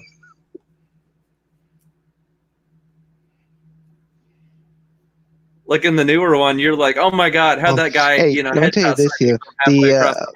But then with the other one, you're like, "Oh geez, General Grievous just stabbed me in the chest." Or I remember Dooku would always run up and force lightning everybody. But okay, hey, oh my gosh, yeah. But let me tell you this: the only time you ever play Count Dooku and the PS2 is on Geonosis and Tatooine when you playing Assault for Heroes versus Villains. I mean, that's it. That's kind of bit. That's it. Which I think I've played. Now, I think most players have probably put in more hours into that Tatooine Mos Eisley, Heroes versus Villains mode than I think any other mode in the game. I don't know though, because I heard a lot of people say they played the space combat stuff. because none of the other games had that space combat. And I've heard a lot Well, of the fan yeah, base I wish mean- they brought Galactic Conquest back because that was so much fun too. Oh yeah, man. Hey, and also I got the original. Well, not the original, but on the PS2, I got the first Star Wars Battlefront for the PS2. And if you become the Empire on the Galactic Conquest, you when you get 4 wins, you could use this secret weapon of the Death Star's main cannon, and you blow up a rebel planet. That's pretty awesome. I think my favorite part of That sounds which cool. one was it? Yeah. I'm trying to It remember was what on it a was. PS2 Star Wars Battlefront. Yeah, the original Battlefront. And I don't know if you had heard, Jay. The original classic Battlefront has been on PC for definitely more than 10 years now, but they've just finally recently restarted the online servers for Steam players of Battlefront, the original Battlefront. So if you own a PC copy of that game, you can now play online with your friends again if you have friends who want to buy the game. So it's kind of cool seeing these that's classic cool, games man. get But new here's servers the again. thing, though. Well, yeah, I mean that's great, But let's just say that I'm not very kind of good because see on my computer I don't have a camera or anything like that, and stuff like that. I don't do all that because mostly though when I use the computer it's more just to look up, and the main thing what we use for the computer is for schoolwork, and also with my sister. She was using it for her online schooling at the time, and she graduated and everything in Christmas time, and yeah, when it's just well, and also last year I lost my dad back in March 14th last year, and Sorry to hear that, man. yeah, Sorry, man. oh well, yeah, thanks. Yeah, it's kind of a bit hard on all of us, and now I got a baby niece here, and she's 10 months old, and I'm like, oh my gosh, she is a handful. I tell you, if you ever have nieces and nephews, and you trying to help raise, that is the hardest thing you can ever do. Yeah, it's I have a bunch of nieces and nephews. They're all grown now, but the majority of them are grown now. But yeah. Well, I mean, my sister just had 2 kids, but I got them ranging anywhere between nieces and nephews going anywhere between 30 and 6 months old. So Mm-hmm. all in the big span there. Wow. I bet you spoil them, don't you? When I can. But yeah, so Patrick, I was talking Yeah. to But, I was have some Star Wars playing in the background. And Watched it Empire doesn't really. today. That was fun. You watched Empire Yeah. today? Heck yes. I watched it. Uh, I watched it 3 times. oh, and what? I was talking to Earl Farmboy, and I said, "Pick a Star Wars movie for me." Uh-huh. I said, "Anything but Empire." He said, "Rogue One." I said, "Son of a bitch! I just watched that a couple weeks ago, and that's my least favorite of the Star Wars movies." It's growing on me though. I'm starting to enjoy it a little bit more. I will say, the more I've seen, this stuff tied in with Clone Wars. If you watch like that last season, like I would say the last 2 seasons of Clone Wars, and then you go straight into Rogue One, and then the entirety of the original trilogy. Rogue One it feels like so much weightier than it used to. It was already kind of semi-weighty, but these last few the last few episodes of Clone Wars really just add that extra little gut punch to Rogue One. Yeah, that's like. Have you watched the? Well, here's the thing, though. Patrick, if you watch the Revenge of the Sith supercut or whatever they're calling it. Yeah, here's this there though, was one glaring issue for me. There was 2 moments in there that were should have not been layered the way they were. Okay. See, I haven't watched it yet, and I've heard that it was really good. I've heard it was really bad. It was really good, other than the timing of the Obi-Wan Utapau stuff. That was just completely off. Okay. Hey, maybe I'll give it a watch one of these days. Have y'all ever played the PS2? Have you ever played the game called the Star Wars Episode 3: Revenge of the Sith? Cause I beat it, and there's two endings. One is the alternate ending. Have you ever? Yes, I played that. Have y'all ever played that before? And that was very. That's interesting, because you think, why would they do that? With a game tied to a movie, like, why would you do an alternate universe ending? But then you're like, well, back in those days, Star Wars video games weren't necessarily tied to the Star Wars movies 100%. So it's kind of like in the video game sphere, you can kind of do what you want and get away with it. So I was kind of like, okay, we can talk about that as a whole different thing. The Bounty Hunter game was different. The old Xbox Clone Wars game was a little different. I've heard some of the Nintendo DS games way back when for Clone Wars, were totally different worlds.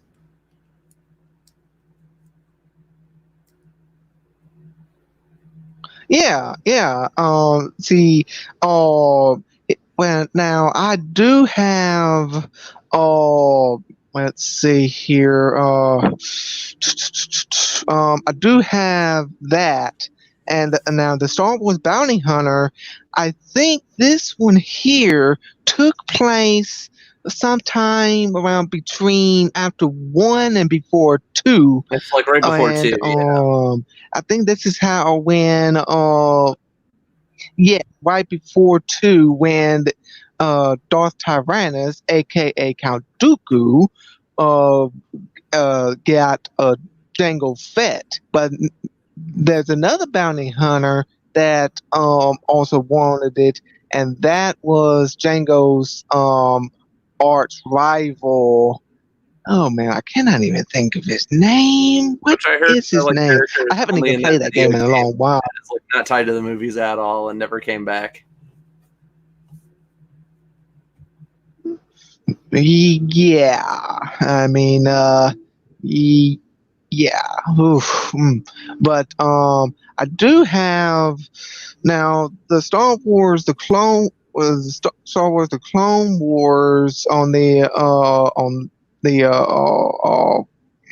Xbox 360.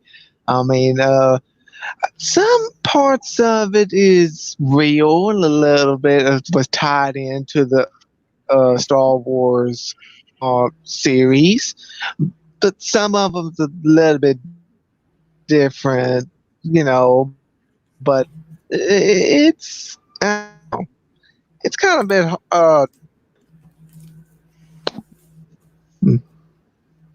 but what do you think about Condor? What do you think about the different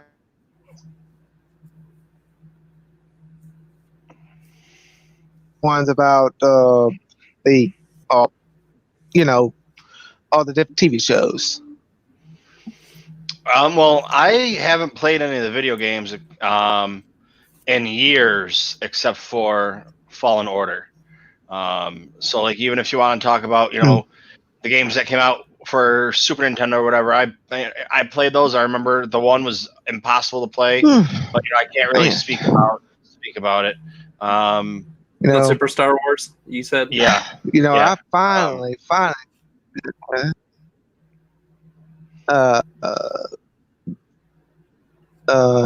no.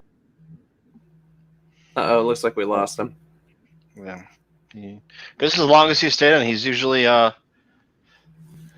he usually can't get on, or he gets on and he's frozen right away. So, well, let's see here. I guess while I still have you, I promised you guys something last week, and that was I was going to open up some books. Would you be interested? If you can get a camera to work. If my camera decides it wants to cooperate. I might have to open a third-party app. It might be a little bit laggy, but we can at least get that working because I tend to not have issues with that, other than my frame rate is stupid laggy. So we'll give that a go and see how that works. And then, and one of these Michael actually reviewed last week. So if you guys have been watching the show and stuff, you'll know exactly what we're talking about. Oh yeah. Correct. It involves a certain cast from a certain Disney show. Disney Jedi Warriors. Disney Jedi Warriors. No, but that sounds like a badass name for a Disney Plus show. I would watch that. Okay, so I got my minicam up, so I apologize for the logo in the corner. All right, let's get this bad boy open. I would normally open this with a knife, but I don't trust myself with a knife right now.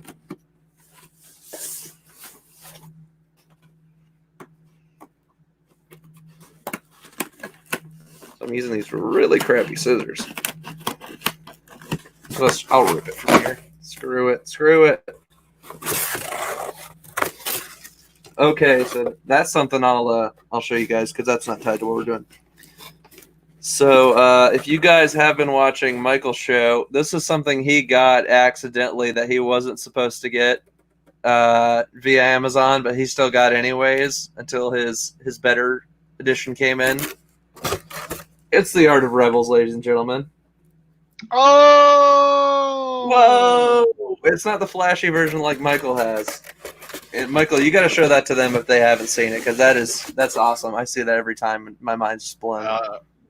Well, Alden showed his because he got it, but I'll go grab it. Hang on. That's still in my. So I decided I'm going to start doing like quick little videos, even if they're a couple minutes long of whatever stuff I got. Just because, like, I open stuff up for us to see. And for all you video game fans out there, actually, I'll wait till Michael gets back, and then we'll talk about that. So let me check the chat here while Michael gets back here. All right, I go in the back of my house, and I can walk down 3 flights of stairs. So if you guys have questions for Michael, post them in the chat, and we'll talk about it. I can walk down the stairs 3 flights and still be on, but here we go. This guy right here. This is going to be the second time. 2 different people showing you all across the world. Whoa! So there's your collector's edition, and then here's the standard edition. And Michael, can you show them the exclusive cover of the version you have, just to show them the difference? Well, it comes with this. Which is the Dave Filoni sketches, which you only get with that version. Was that worth the extra few bucks there, by the way, to just get that? Of course. And you have the. There's the exclusive cover, so it's the same sort of design. Cover.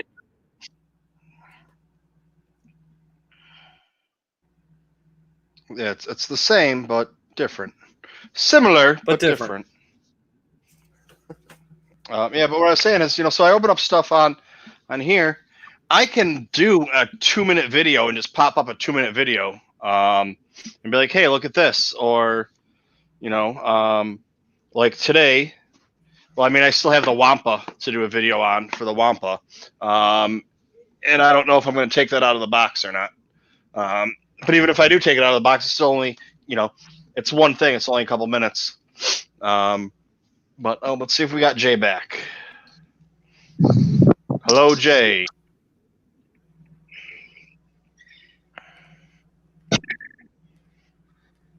Can you hear us?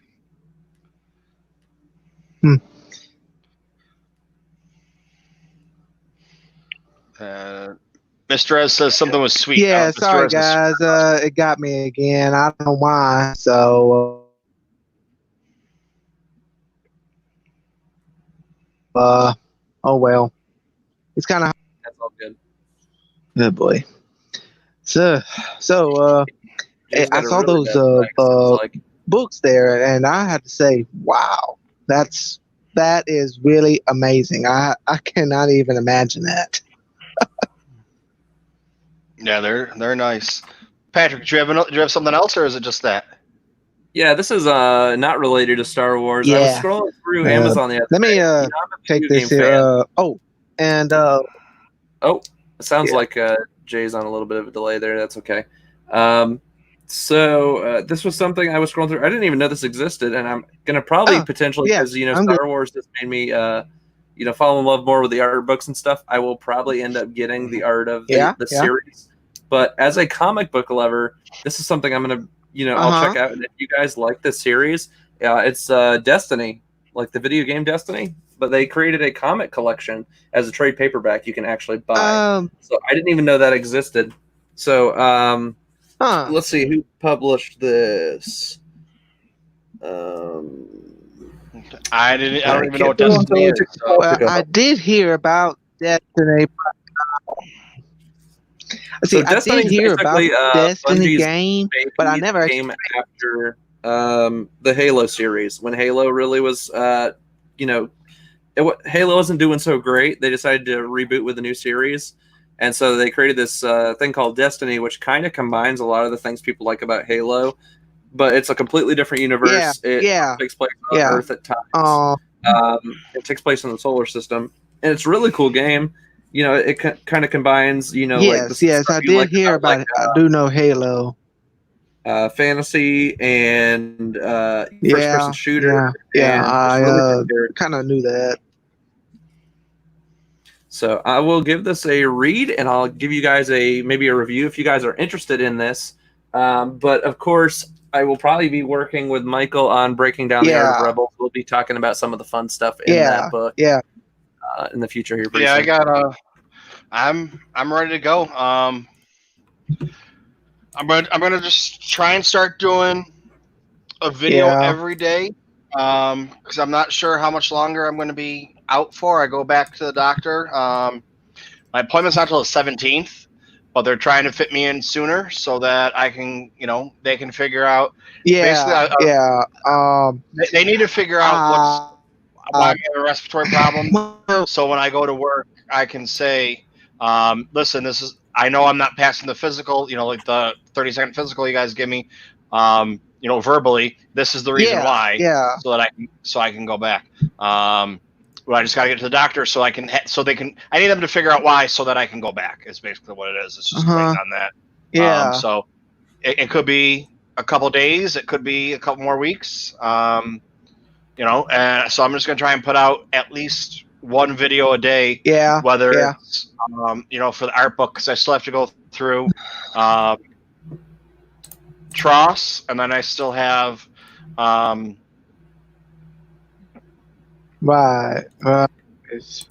visual dictionary. But all right. Anybody got any questions? Okay, for those of you in the chat, impromptu giveaway for people in the chat. If you can tell me what 2 podcasts I was on this weekend that got posted this morning or on Monday, besides my own, you will win a prize. And you don't get to look at Michael's Twitter. You got to guess what they are. Or you know it. You either know it or you don't.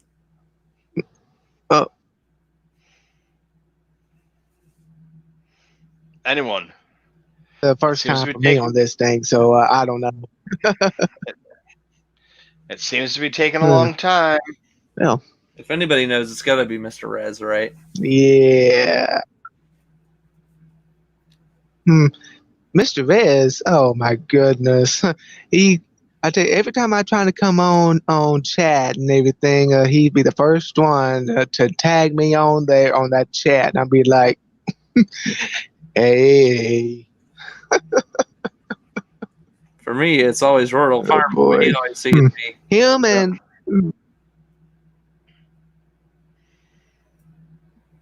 Yeah, it's getting the rural. him too. Earl's in bed now.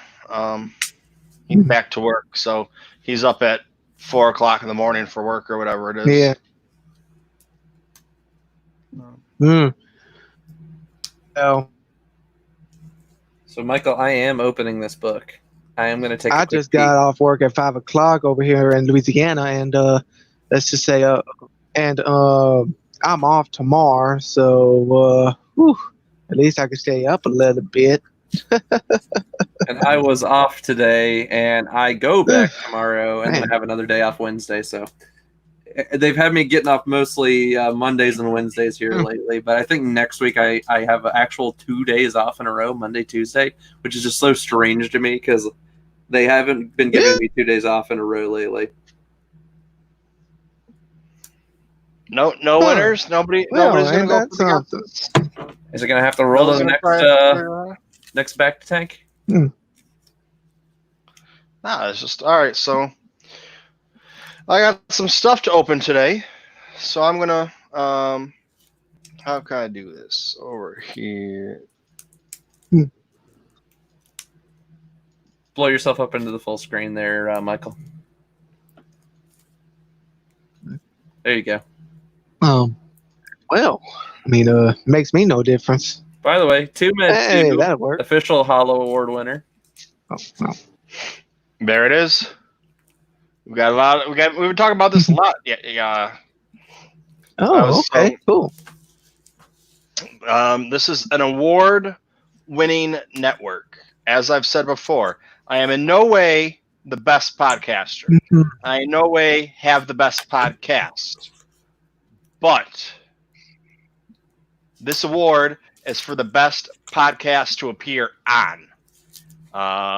So it has nothing to do with me. It has to do with the people that come on here that it's the best one to do. So I guess Mr. Rez didn't win. Man. Mr. Rez is the only one that could have won. But all right, so here we go. We got a box here. Looks similar to mine, but slightly smaller. Well, yeah.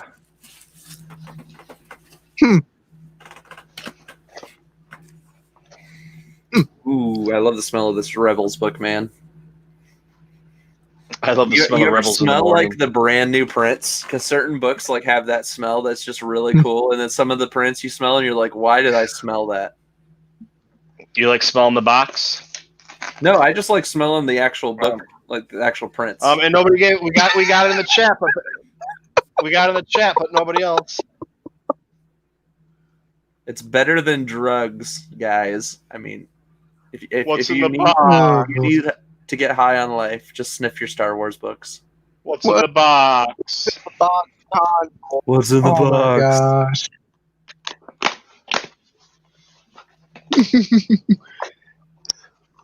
What up, Mr. Rez? Okay. I will say that this is pretty cool having Jay on. I think this is the first time I've been able to talk to Jay because the connection issues and whatnot. So this has been fun. Well, me too, man. I really appreciate that. Thank you so much. I can't did tell I if you're know about crying or laughing. How did I not know about this book? I was laughing. How did I not know about this book when it got printed and when it came out? What's the book, Mike? Star Wars Whoa! Dictionary. It's holographic almost. Yes, what's in the box? What the heck? I mean, it's literally. What? It starts Wow, off. it is literally alphabetic. Yeah, and it's got Ben Solo in there, so It's Ben little- Solo, Kylo Ren. So any top- question you have, Now is Ben Swolo in the book. negative Ghost Rider. I don't know if you can even see it. Happivore? What's a Happivore? You know what a Happivore is? Yeah, it's that giant He- pig thing from Force Awakens. Yeah, that Finn makes out with. Yeah. Max Rebo band. So it's got a little. Oh, this bad boy just came out. The Probe Droid. Yeah. So this is, it's Oh like man, those little Now, does it go all the way those through little episode buggers there, they are So here, see, this is great for trivia. pain. Who is Wald? WALD. The best friend Rodian of Anakin Skywalker on Tatooine. Yes. Well, not the best friend, but one of his friends.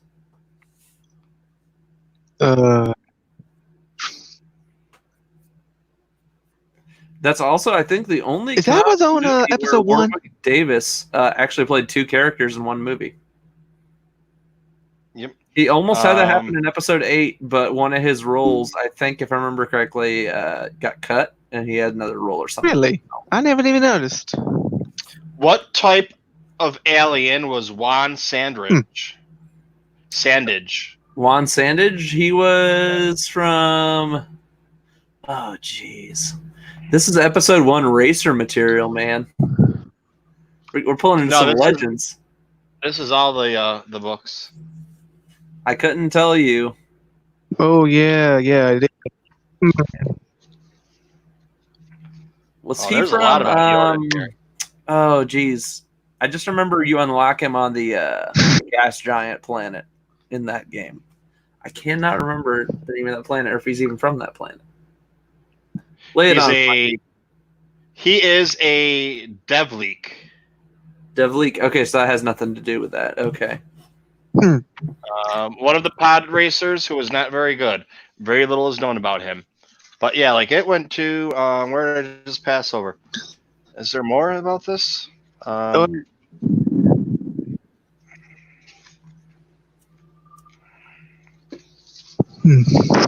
Yeah, it's Yoda. Here, you see that? It's got Yoda.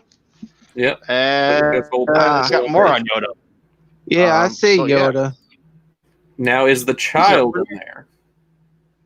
Yeah. 2018, I doubt it. Yeah, it definitely not then. Maybe up through The Last Jedi.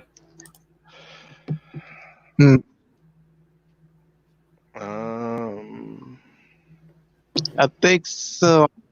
I did. TLJ stuff in there with Luke. Here's this now, guys.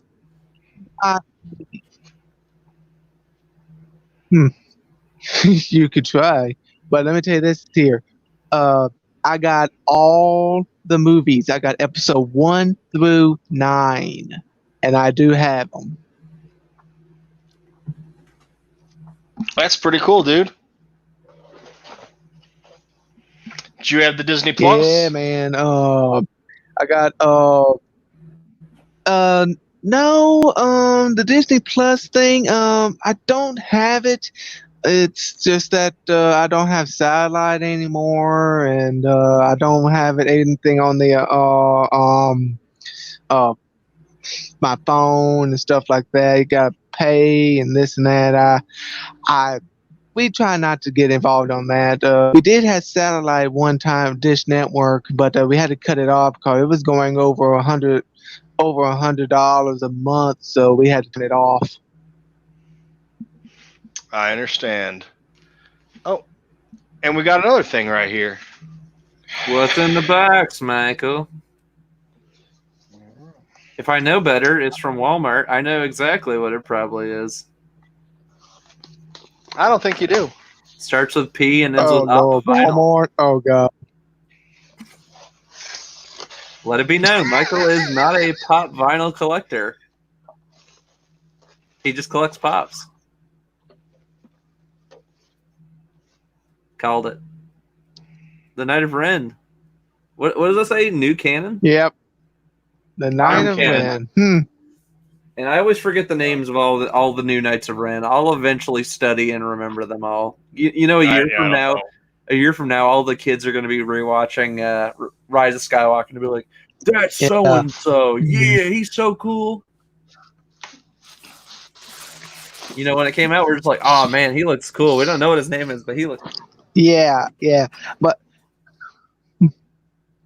Oh, Hello you got there. Return of the Jedi, Lando. Mm. I actually like that. I might have to pick that one up. Was that just a Hello. regular Lando one, or was that a Walmart Calrissian. exclusive? Oh, What have we here?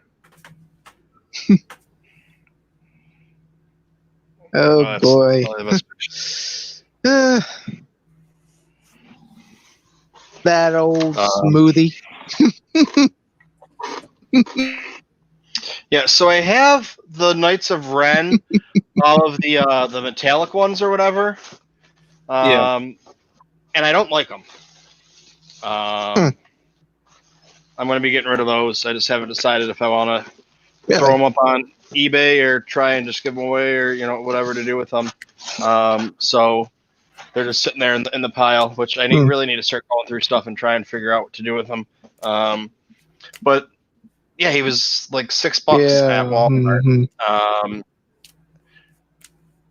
And so I picked that up because it's a regular one. And I want to get the regular ones. Yeah. And get rid of the metal ones. But then you have that Lando was on sale too for like $6. I was like, well, I don't have that one. Oh, it's on sale. I will be buying it tonight. If it's still on sale. Michael, what's in the drink? Oh. Pepsi. Now, what kind of Pepsi guy are Pepsi? you? Do you drink Have you straight tried that up Pepsi Pepsi, or vanilla? do you have to have your Pepsi like a certain way? What was the question? Do you just drink straight up normal Pepsi, or you got to have like a cherry Pepsi or a caffeine free diet Pepsi? Regular Pepsi. I can drink cherry Pepsi. It's okay. I prefer cherry Coke. Over cherry Pepsi. If I'm drinking diet, I've been since the lockdown, or whatever you want to call it. I've been drinking a lot of diet because I drink diet. I drink pop. That's what I drink. People drink water. People drink coffee. Whatever. Like I drink pop. It's nothing for me to go through a 2 liter in a day. Sometimes more. What you think about it? It's like, all right, so like 5 or 6 cans. If it was like cans, it's like 5 or 6 cans is what I'm going to go through. Yeah. At least, and it's like if I was drinking beer, I'd be going through a case. So nobody's going to say anything about me drinking a case of beer. Well, they would be saying something about me drinking. Well, but you drink a case of beer? Okay, you must have got drunk. Like that's what you did. It's like, oh, you drank a 6-pack of Pepsi? What's wrong with you? But, yeah. So all right. Well, anyways, we have. Michael, what's in the third package? What's in my package? Whoa. Which, by the way, I got That's a little bit awkward to say. The people who drop off my mail here, if they ever have to bring anything to the front porch, for some reason they try to be as expeditiously quiet as possible. I was sitting in my living room playing Xbox, and I heard a thunk, like a really quiet thump against the glass door out front. And I was like, I bet that's the mail lady. And I caught her. She was practically speed walking back to her vehicle. And I always make it a point to stick my head out the window and embarrass them by yelling, "Thank you!" I don't think it's politically. I don't think it's politically correct to call her a mail lady. Oh, I'm sorry. Gender neutral male person. I was going a different way with that, but okay. I was being completely inappropriate on that, but all right. I'm not sure what we have. Michael, that's what we got. Have I seen who now? The movie Three Amigos. Okay, what the heck? Yes. So you know the mail plane joke.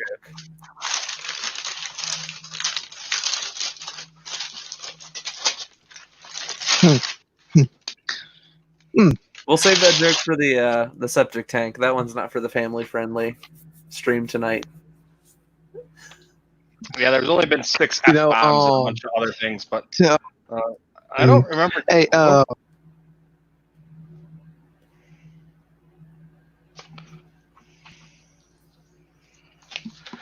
yeah, this book right here. Where science meets imagination. Hey, Condor, hey, Ola, Which I just realized that looks exactly like the cover of Anthony Daniels' book I Am C-3PO. Did you notice that? That's why when I opened it up, I was like, I didn't get this, but National Geographic and associated with the Museum of Science in Boston. We got some clones right there, going off right there.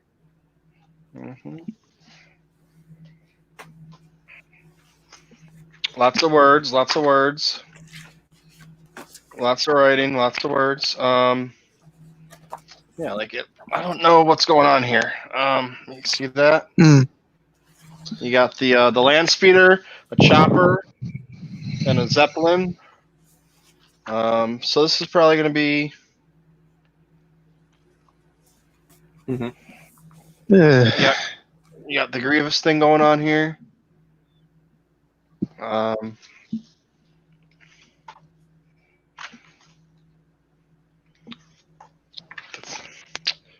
Right to my girlfriend. Hey, how you doing? Mrs. Portman. You know what I thought about C3?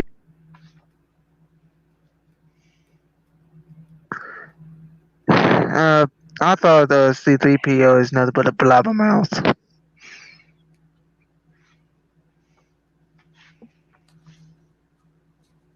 Oh yeah, see, it goes into like. Oh wow. Talking about like pacemakers and stuff, or artificial hearts. Yeah, that's all the parts. Able core heart aims to be the first fail-safe, long-lasting, durable heart. So it's kind of, all about. Oh, there's me. Maybe that's me. That's probably not me. It's one of my friends. In the back, right there, 2-1B droid. There you go. Not TooMedToo's though, but yeah. Just another. This is really just another nerd book. Like a real nerd book because it's bringing in like actual science. Whether or not things were made science because of Star Wars or things were made in Star Wars because of science. We do have one more thing.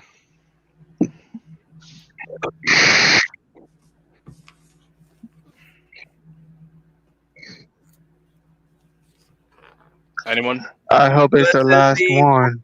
Bucks.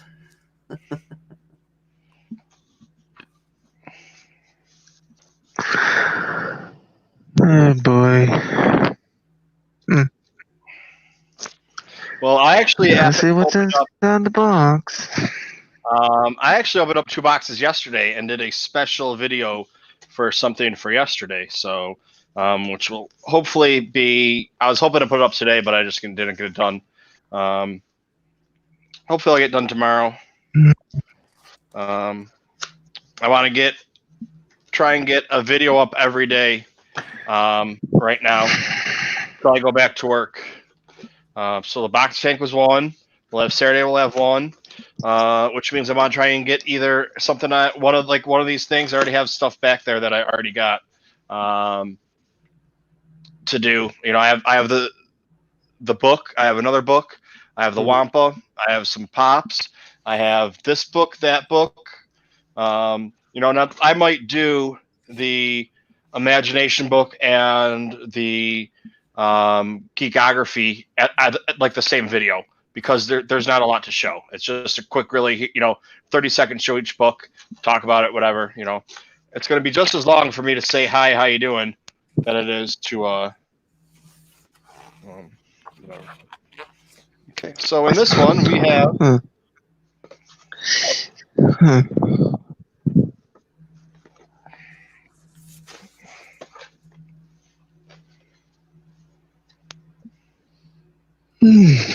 Another one of the Knights of Ren. Another pop.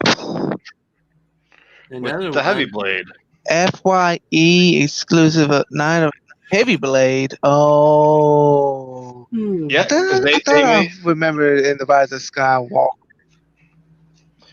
There's 6 different ones. I now have 3. I have the Amazon exclusive, the Walmart exclusive, and this exclusive. I got to figure out where the other ones come into. And then this one, this one's a badass.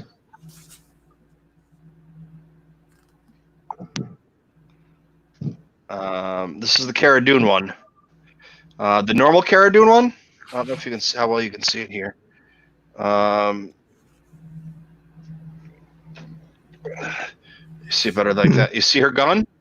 Yes. That is when I believe she grabs Denjarn's gun, and I believe that's the one that it is.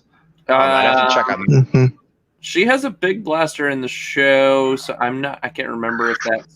No, I think his was way bigger. Okay, could see the other one. Where is she? I'm trying to remember what her mission is. She has a pistol. She has a small blaster. And then she also carries her main rifle. And then there's the bigger one that Mando picks up in episode 8. That she later picks up. Okay. Yeah, because this is if you can see it there. This is the normal one with her standing with I think it's 2 guns or two knives. I forget what it is.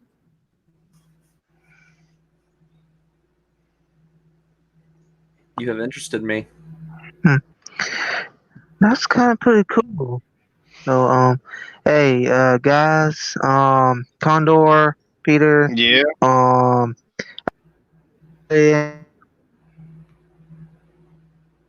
I'm glad to be here, guys.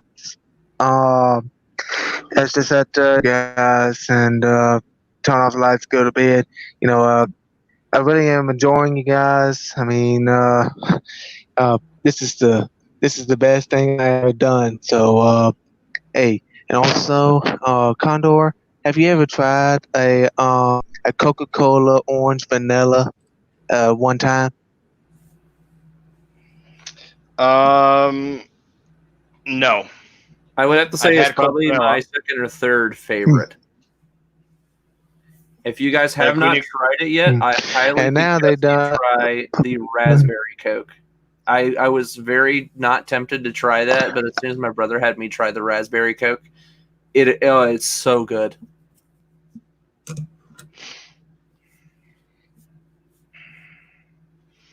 Yeah, I don't know if she's got. Oh, she's got a gun and a knife. I never. So yeah, she's got a blaster and the knife. I think if I remember correctly, the blaster is mainly used for and she uses the blaster. I know in the episode where they're on what is it, Sorgan? On that foresty world, and so it's used there. But you see her blaster in a couple different shots on Sorgan as well, and I think she uses it in the battle. That might be the episode I'm thinking of. I think it's episode 4 or episode 5. I think it's episode 4 is the one where she uses the bigger blaster. Well, guys, I have to say that I got to get on the bed, and I really do enjoy you guys. And if you ever get the chance, try the Dr. Pepper cream soda. It's pretty good, guys. It's really good. All right, Jay. Well, thank you, man, and it means a lot to me. Saying being on here is the best thing that ever happened to you. That we're here to talk Star Wars and hang out and make friends. Man. Yeah, thanks, man. And also, maybe, hopefully, I don't have any more trouble next time. All right. Well, you have a good one, brother. I'll talk to you later. Night, guys. Take care. Good night.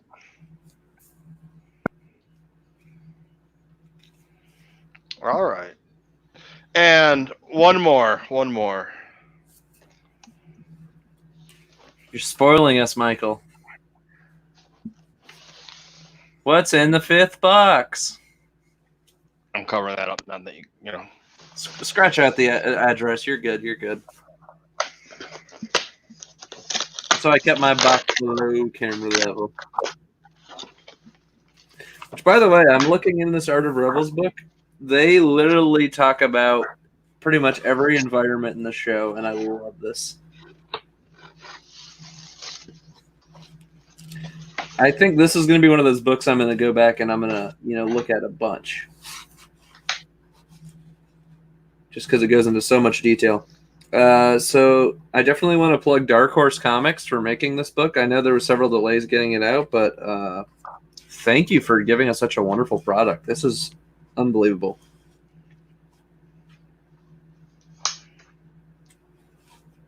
All right, you ready for this one? Go for it, man. All right, we have Star Wars Episode 4, A New Hope, the ultimate guide to the 1977 classic. It is the official Celebration special. So you can only get that one at Celebration? I don't know. Or they're saying they're just Maybe. celebrating. Maybe that's just saying they're celebrating the original film.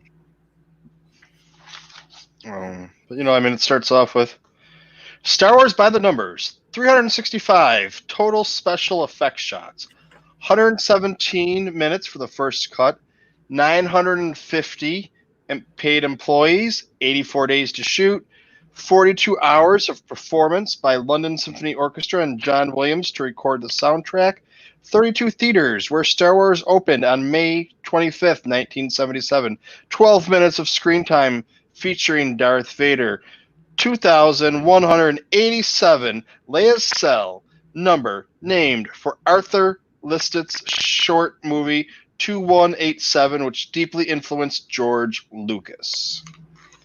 There you go. And then it gives you, I don't know what those other numbers are for money, but More stats. Is that a Harrison Ford made $750 a week. Carrie Fisher made $850. Mark Hamill made $1,000 a week. Lucas got $50,000 to write it. He got $72,000 to direct it. $93,000 for Stormtrooper budget. It just goes down. And then of course it's just a bunch of pictures. I think all of the Disney era ones similar to these books. There's a couple different ones. One like the Last Jedi has two. It has Ralph McQuarrie art in there. So why did they release for Last Jedi? I'd have to look. I'm not going to do it right now because I don't know if I doubt she's asleep, but I don't want to go in there and bother her. So I'm thinking I'll probably do it eventually. I managed to pick up the episode 1. I think it's the episode 1 version at a local thrift store for like $2.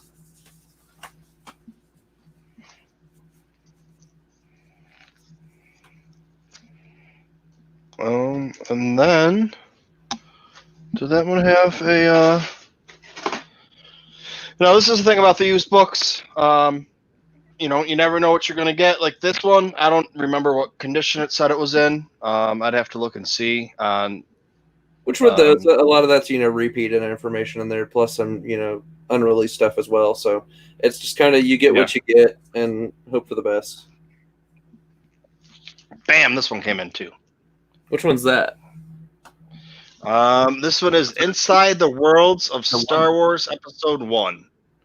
The complete guide to the incredible locations from the Phantom Menace. It's DK Publishing.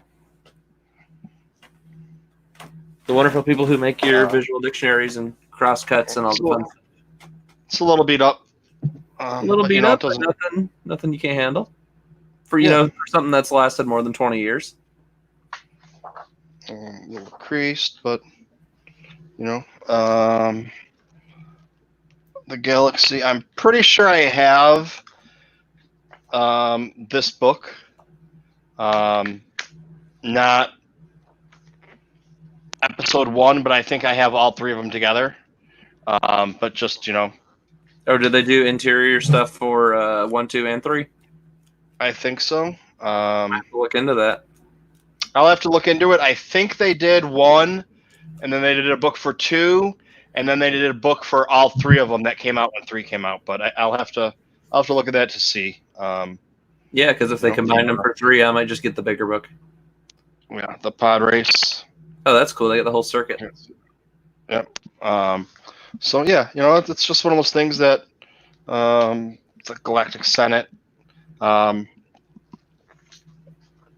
It's like saying if you bought a 3-pack of Luke's, and then you just bought each individual one. You don't need each individual one because you already have the 3-pack, but it's kind of nice sometimes. Yeah, sometimes it's nice just to have the original as it was presented. So Even if they give you the that's, same information, it's still kind of cool to have that standard.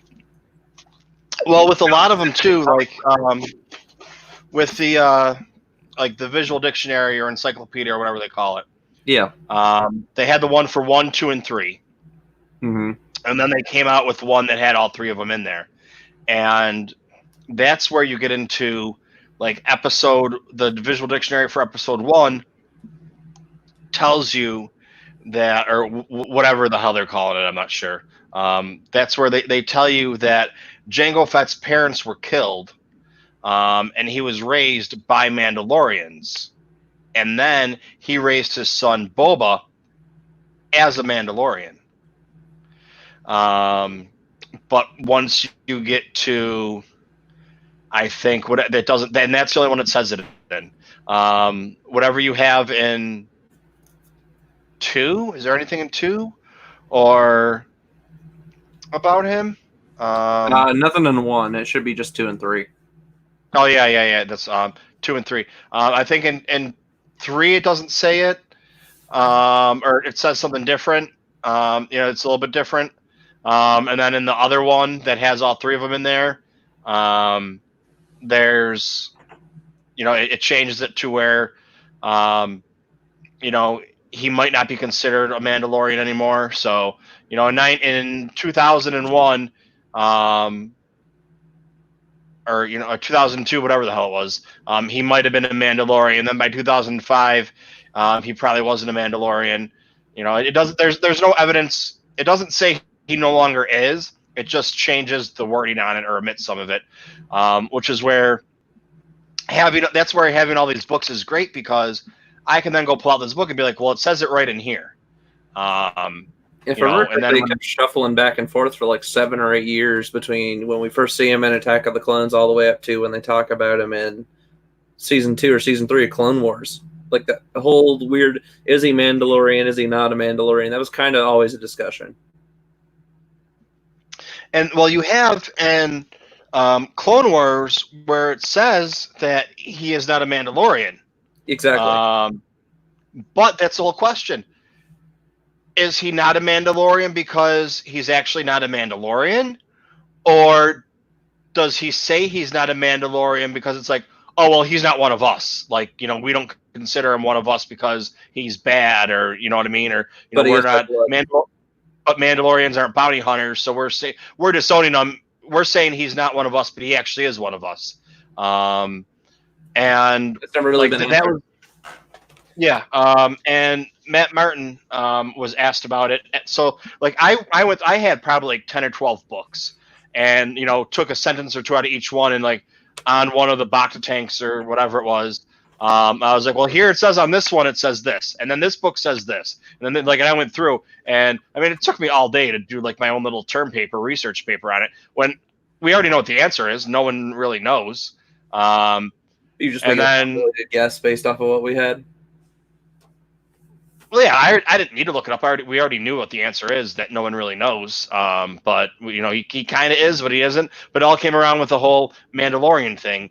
And if you're raised, you don't have to be. You can be an Ewok and be Mandalorian if you're raised a Mandalorian. Technically through what we have in the Mandalorian lore now, yeah. Yeah. But again, the child might be considered Mandalorian now. Yeah. So if you go back to Jango Fett, if his parents did die and he was raised Mandalorian, which we have that in canon at one time, that's not Legends. It was a canon book, and then it no longer it says it anymore in the books. well, it doesn't say he wasn't anymore. It just doesn't say it anymore. And then, you know, you have somebody saying that, well, he's not a Mandalorian. Well, we need to figure out why. You know, what the reason is behind it. Somebody asked Matt, they're like, why don't you just ask Matt Martin? I was like, we can, but it would ruin, it would ruin all of my fun for the day. Exactly. You know, that I just sat there. It gave me a reason to, you know, it felt good, the fact that I could go through and spend 8 hours looking through books for absolutely no reason because I already knew the answer. But, you know, give me something to do. It was fun to do. And it's kind of like math class where you're writing out a proof. Like, even if you know the answer, you still have to prove like what you're trying to prove. Mm-hmm. You know what I mean? Yeah. You kind of breaking it down. And the only thing I proved is what we all knew, and we don't know. So somebody asked Matt Martin, and he said, you know, well, you know, there's I don't remember exactly what it was, but like there's conflicting evidence, and we don't really have an exact answer. You know, but it was something like, why don't you wait and see? Now, there's a question for us, because when was he asked about that? Do you remember the date, or roughly around the time it came out? Was it like the last few months, or was it like a year or two ago? Last few months. Because if that's the case, that makes me wonder if it was during the production on Mandalorian Season 2, and we're finally going to get an answer with all these rumors stirring around that Tamara Morrison was coming back. Is there that possibility that the answer is finally going to rear its head and show it to us? Or is it a possibility that we're just reading too much into it? Yeah, or is it a case where, like, yeah, none of that matters, and, like, you know, we might actually have more questions coming out of Mandalorian Season 2, like, whoa, yeah, now we really don't know if he's Mandalorian or not. And he's like one of those characters anyways, like Jango and Boba, they're kind of like this weird, like, middle ground. You know, like how most bounty hunters are. It's kind of hard to tell. They've got their good side, but they've also kind of got their shady side. So I'm interested to see how that plays out. Or maybe I'm misremembering exactly what was said. But I'm trying to see here. Boba has never said anything, I don't think, about his past, and other than his talking about his time with his father. So even if he's raised Mandalorian and dons the armor like his father did, that would, until we know what his father is, or something comes out about his father's lineage, then we aren't really going to even know where Boba is in that whole situation.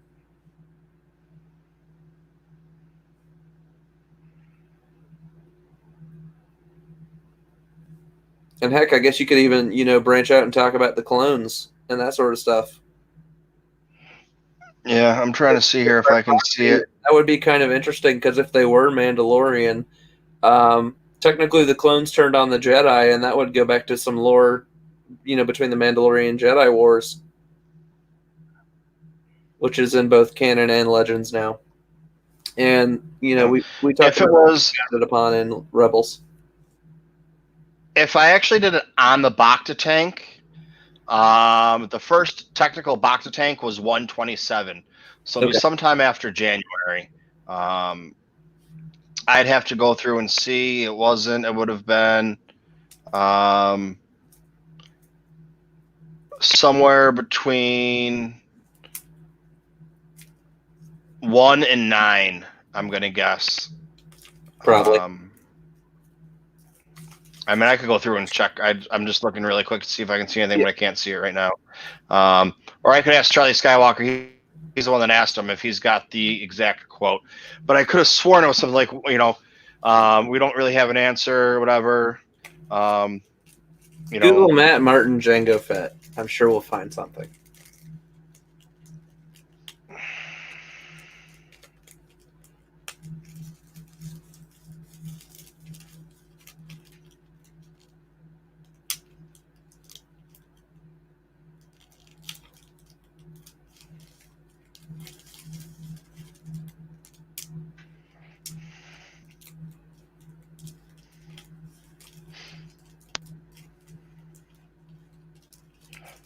I mean, unless he's deleted those tweets.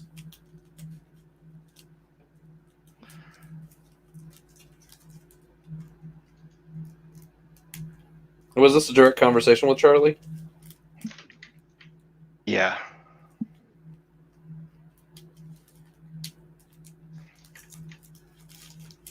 Okay, I'm not even gonna bother trying to peel that silly sticker off.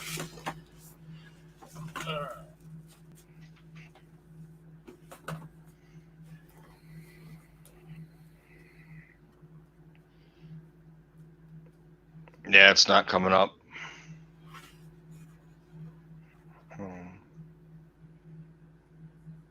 Something I'll have to look for later, or see if Charlie has it and he can send it to me. He might be able to find it easier. I mean, I think so. I'm trying to think.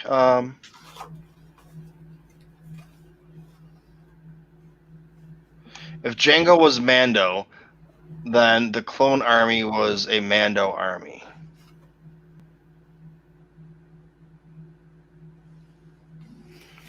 Oh, Andy, you missed me showing my box.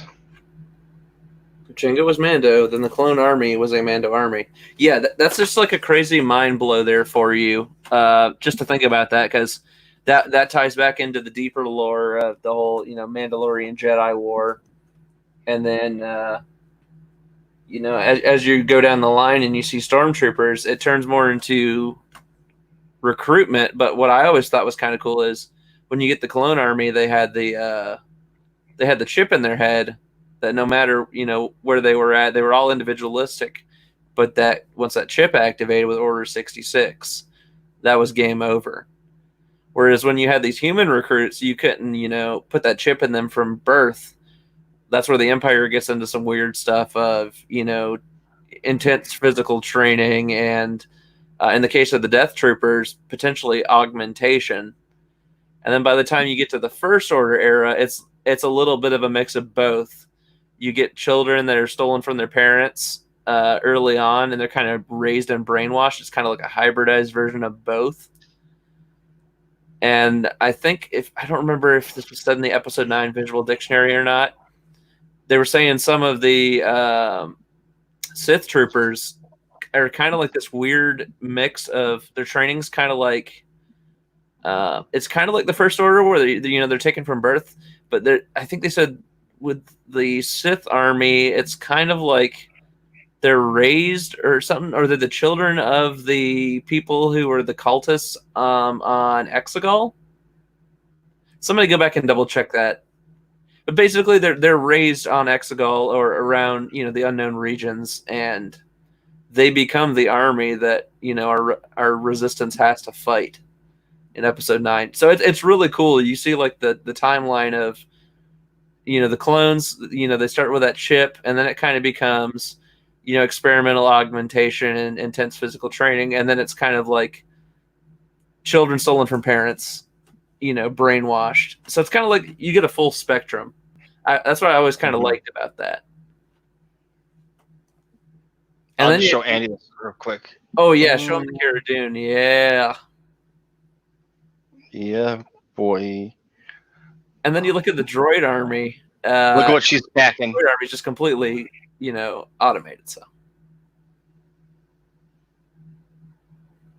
Yeah, and we were trying to pinpoint it. I think Michael and I talked about this. We think that blaster she has appears in Episode 4, if not 4 and 5.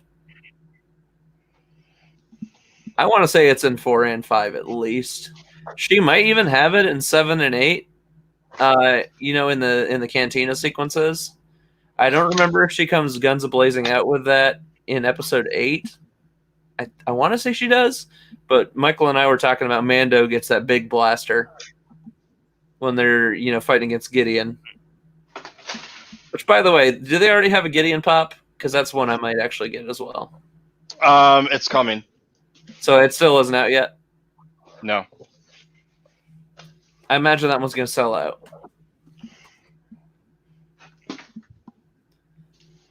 Which we've already had, I think if I remember correctly, we've had it confirmed. Giancarlo Esposito says he's already broken multiple black sabers while filming season 2. This is true. So expect some Moff Gideon alternate pops coming out within the next year or so. Michael's gonna want them all. Well, this is the conversation we had the other day with maybe it was last week. You never know if you're going to like it or not until you have it in hand. Until you have it in your hands. Yeah, and you can actually see it. The print is, it's really good, and then sometimes you'll buy one and it'll come in and you'll go, oh, that's not so good. And you almost want to send it back to the company, but it's kind of like, well, I've already spent the money, and you don't want to have to pay shipping sometimes or whatever. So it's kind of hit or miss. That's why I kind of like buying pops in store if I can.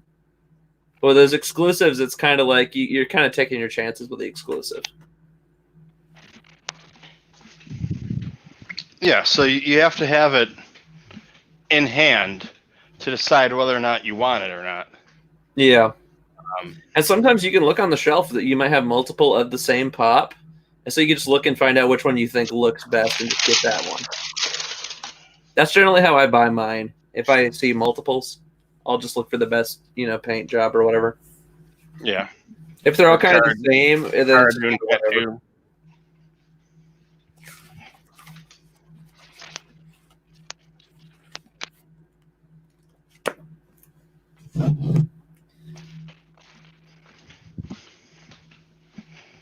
All right, since it's kind of winding down, did you have any questions for me tonight, Michael?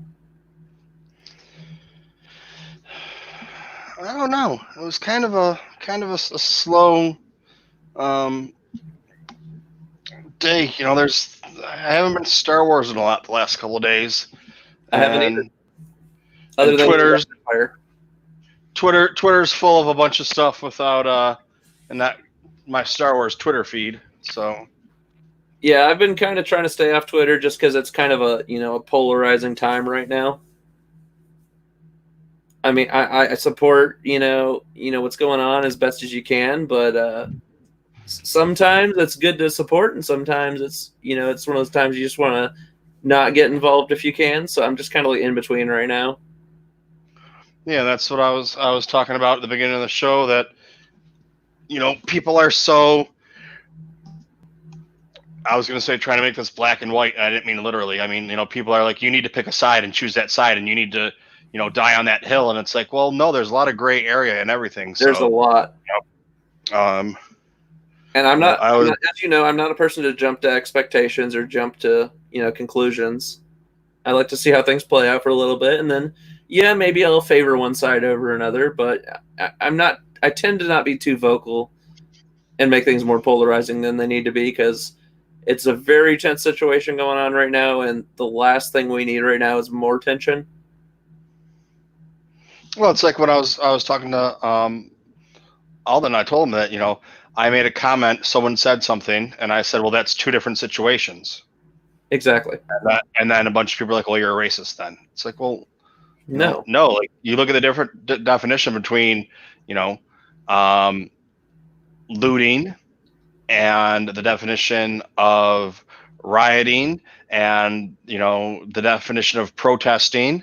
Mm-hmm. And, whether someone, and then they're up there making a statement, are they doing it, are they just grandstanding then? Like, those are all different scenarios. And it's like, well, you're just a racist then. If you don't, it's like, well, no, that, like, you can, but yeah, so that was, the other day, it's like, well, call me whatever the fuck you want. It's not true. And, people that actually know me, not because of I said it's a different situation or separate, they're two separate things. The way I see it is we can slap labels on each other all day. It doesn't change who we are as people, Yeah, and it doesn't change the fact that you can sit there on your computer and talk about how great you are and everything, but, I don't know you personally, so I don't really know what you do and what you don't do. So, whatever. And then it was on Facebook. Then it was just all day. And it's like, we're all individualistic. We have differences, and we make the best of what we got. Like, Michael and I may be completely polar opposite people, but when it comes down to it, we love Star Wars. We find common ground on what we like or don't like, and we break it down and try to be as open as possible, and break it down. Well, I said too, it's like what I said is nothing different than what one of our other friends said. And And I said to because it was someone posted on their page, and I responded to it because it showed up on my wall, and I just said, separate situations or different situations or whatever. And then people were like, well, explain. And I was like, okay, there's protesting and rioting and grandstanding and whatever. And it's like, oh, well, then you're a racist. And it was just like, all right, whatever. And then it just got to the point where I was just like, you guys are being hypocrites. I'm saying nothing different than someone else is saying, but because I'm a different color than that person, you're calling me a racist and you're liking their tweets. So, I don't understand how they like, and then they're like, oh, well, no, it's different. I'm like, there's so much hypocrisy on this thread right now. You guys know where to find me if you want to talk about it. And then people are like, oh, you're running away to your mommy, you scared little girl. And I was like, that's really, I didn't even get into it, but like, that's kind of sexist, Sexist and or, calling someone a child.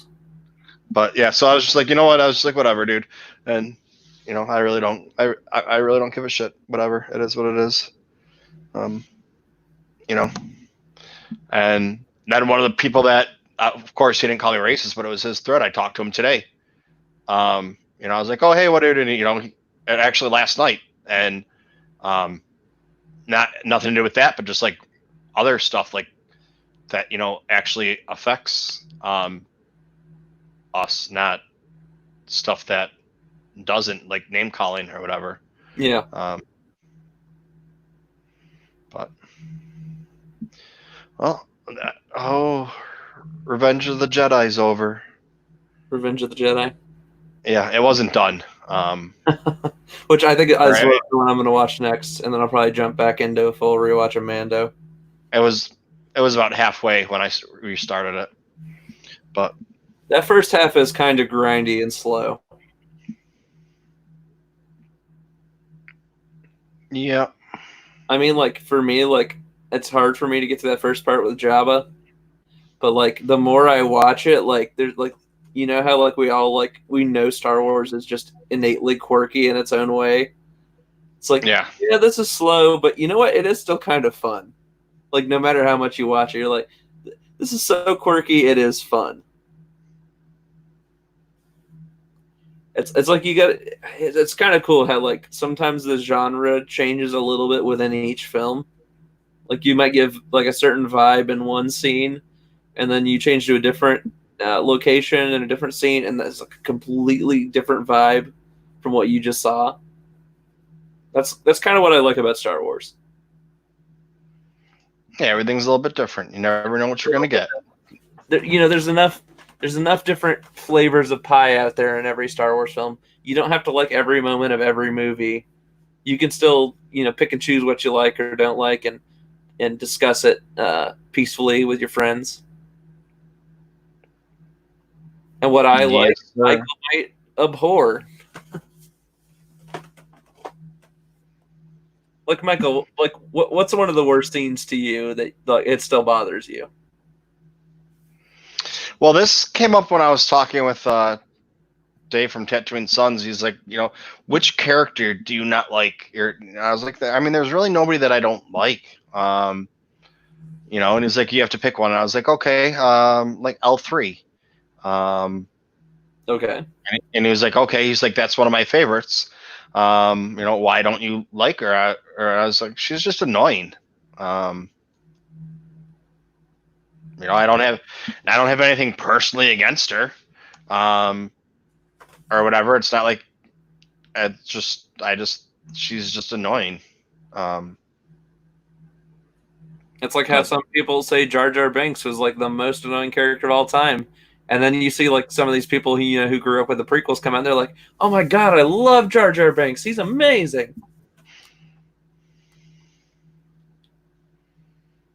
So it just goes to show you everybody has different tastes, and, we can pick and choose these characters. Like, heck, you could even say, characters crossing over multiple films. You might not like the performance of that character in one film, but the next film there, and you're like, oh my God, that character was amazing.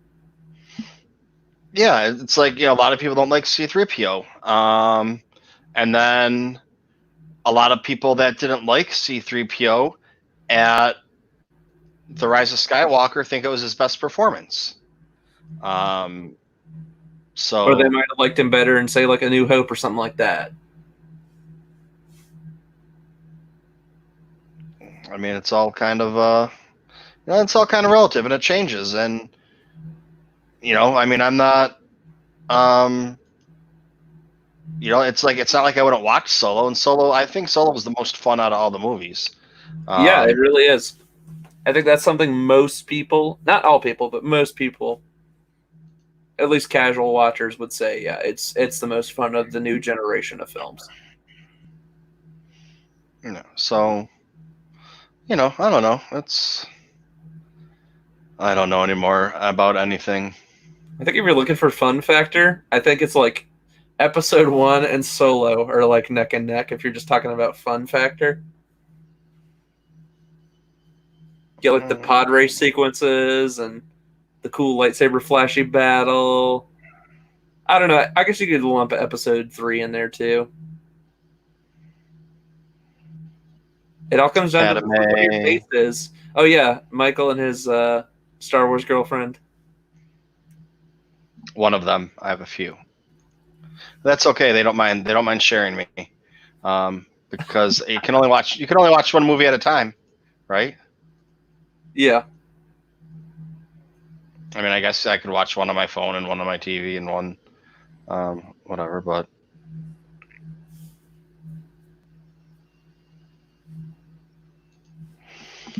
So, what are you going to be watching or reading this week, Michael? this week, in a couple hours, Queen's Peril will be hopping on That's my right. phone. So I try and beat King Tom on the reading, which I've done a few times since I've started doing it in like the last year. We were tied for a while, but then he just beat me like 3 or 4 in a row because of work. I think we were like 3-3, and then he just beat me the last couple. And I was like, okay, I'm not working. I'm going to get up at 3 o'clock in the morning when this starts. I'm going to go to bed early, get like 3-4 hours worth of sleep, which now if I do it, it's going to be an hour. I'm going to get up and I'm going to pound the book and be like, done. Well, I was listening to the Sith List that came out on Sunday. He got an advanced copy and has already finished the book. Beat you to the punch. Damn it. So now this is why Michael is trying to get his advanced copies, so that way he can challenge him again. Now, are you looking? I know you say you do a lot of the audiobooks, but like with stuff like advanced copies and that, do you tend to read the ebooks, or are you still like a hardbound copy guy? I haven't gotten an advanced copy yet. I mean, if you were to. I don't know if it depends on who you are or if it's right now. But I know a lot of the past few books have been all ebooks. So is that just the shift? They're trying to get away from the print material? I don't know if it's because of the whole COVID thing or if it's. I know Johnny Orm got an ebook, and the guys on Sith List that got them got ebooks. Someone else got an ebook. And that might be easier for them, so they don't have to send a printed copy to necessarily all of them. Yeah. I was trying to get a copy of the book for next week's Bacta tank, so I have it when I talk to the author. And I was basically told that they don't have any on hand and that they haven't sent any out early to anyone. And that's for Queen's Peril? No. It would be nice to have her on the show next week. That would be really nice. I would have told you about that before. No, that is, I forget what the name of the book is. Let me see. Is it an official canon book?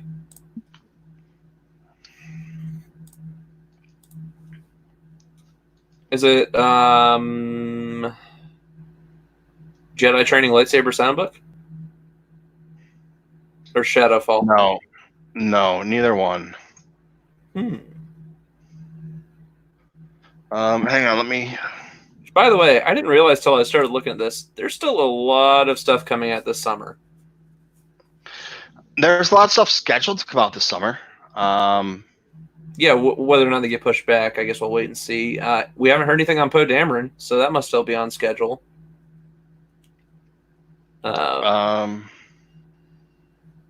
It looks like the fall's kind of hit or miss. It looks like you mainly got more of your guidebooks through the rest of the year. They're doing that lightsaber book. They're doing a young reader, another expand your knowledge, and then a complete vehicles book. And then come first week of January, that's when we're hightailing it straight into High Republic. So like first week of January, like you guys get ready. Like and it's funny because it comes out like January 5th, the first 2 books. So it's like right as everybody's like starting to go back to school and go back to work, like they're going to be really pushing the High Republic stuff because they're going to be like, we know you guys are going back from Christmas break, but we got these books for you. Star Wars Use the Force. Discover what it takes to become a Jedi. Let me see. It is coming out June 29th. Okay, that's from not from DK Books.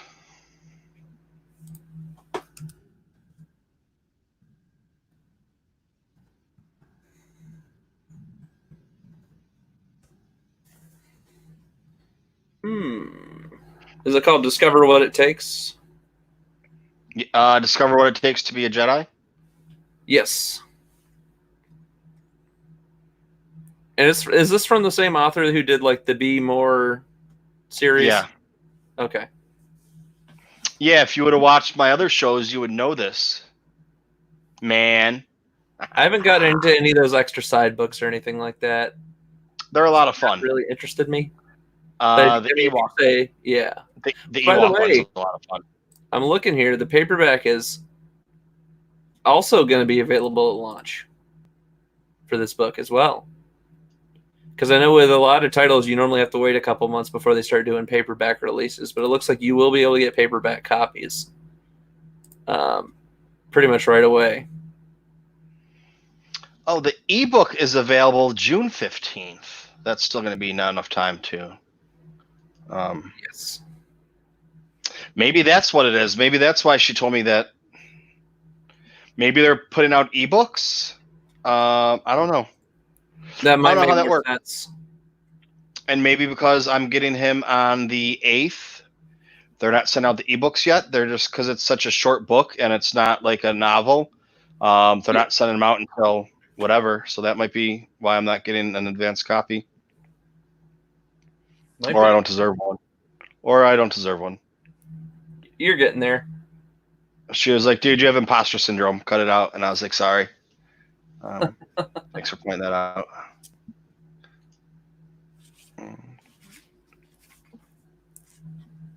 Anything else?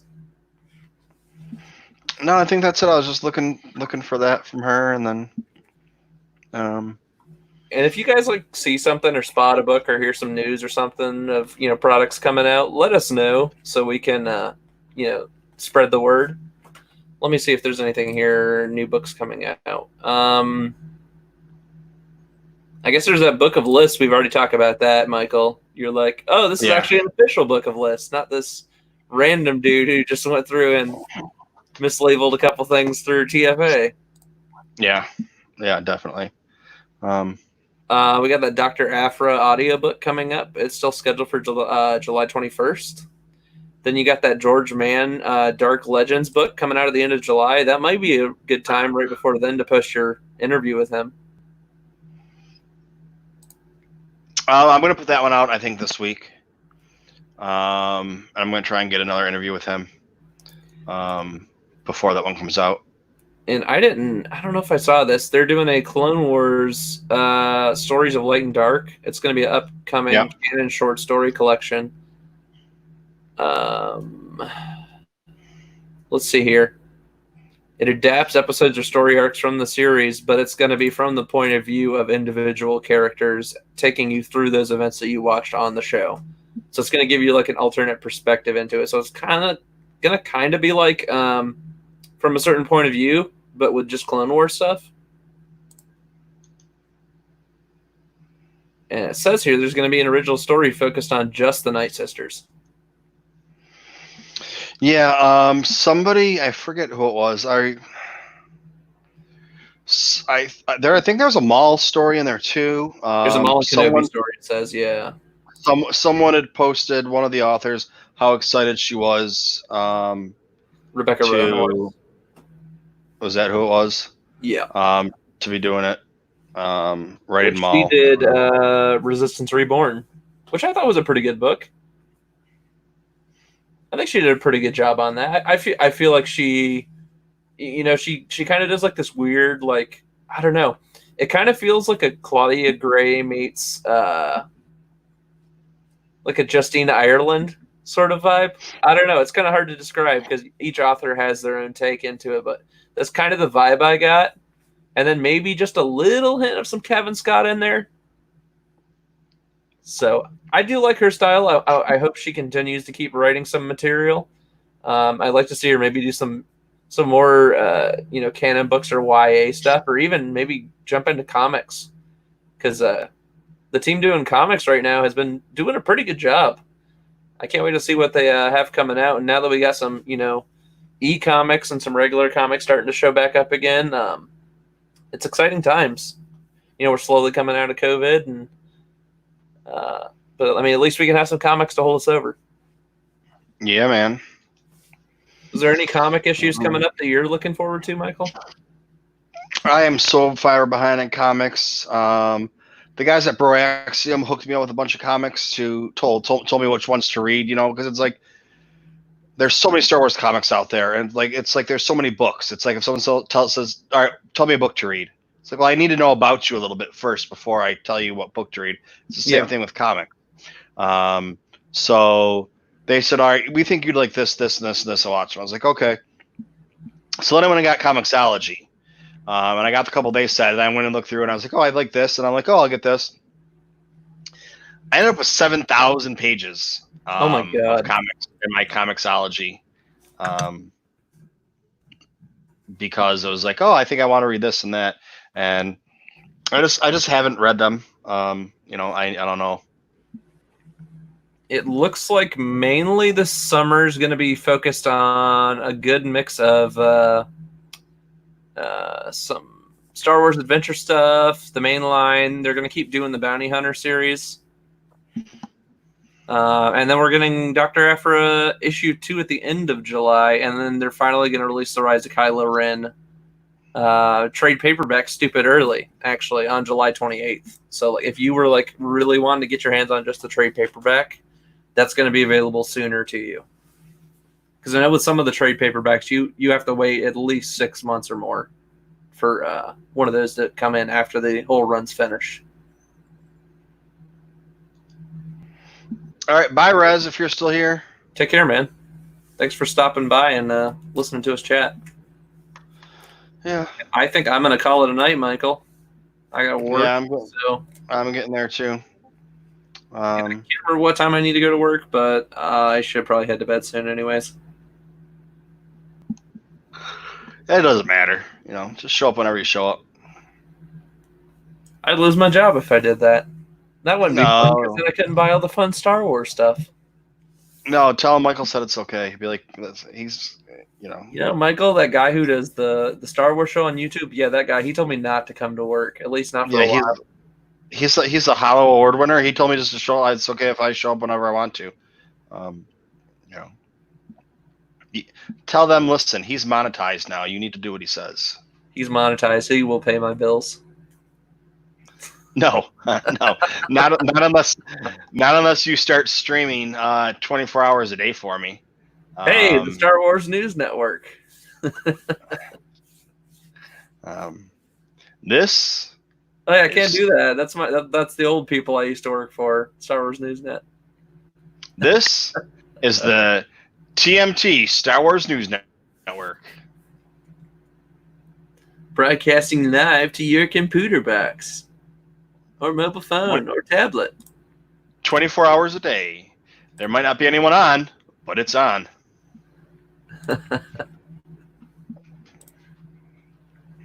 Screw it, Chewie. We'll do it live.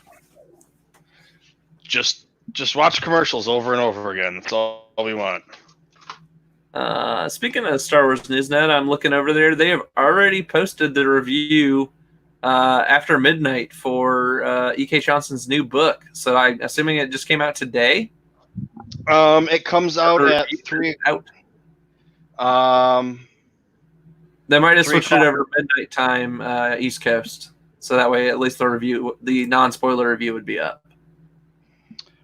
I don't have the book yet. The book comes out at 3 o'clock in the morning. I will Audible. probably go ahead and order a copy anyways, even though I'm nowhere close to even touching that book. I just started Black Spire, and I haven't touched that for almost a week. So I might get in a couple pages tonight on Black Spire just so I can make some progress. Because I got to keep trucking, man. Anytime I have time off, I got to keep reading these books because I'm like you guys. I got a stack. I know Michael's got a stack of ebooks and audiobooks too, so we're getting there. Michael's got some comics to read too to hold him over and tons of podcasts. I'll probably eventually get back to some podcasting stuff again. I'd like to listen to some more. It's just a question of, do I have the time to do that or interest to do that? Yeah, it still hasn't dropped yet for me. It's usually 3 o'clock in the morning. Yeah, probably Pacific time. So give it another, what is that, hour and 50 minutes or so? Yeah, I'm going to go to bed. I'm not going to stay up for it. Well, I appreciate you having me on, Michael. It's been a blast as always. And I'm glad I got to actually open up some stuff on the show today. I mean, that was a first. Just thought I'd say what's up. Hey, Mark, man. What's up, man? Thanks for coming by. Bye. And if you miss what was on the show, Mark, you can always catch the rewind. Should be up shortly after this. Not too much longer after. Yeah, just got to go back.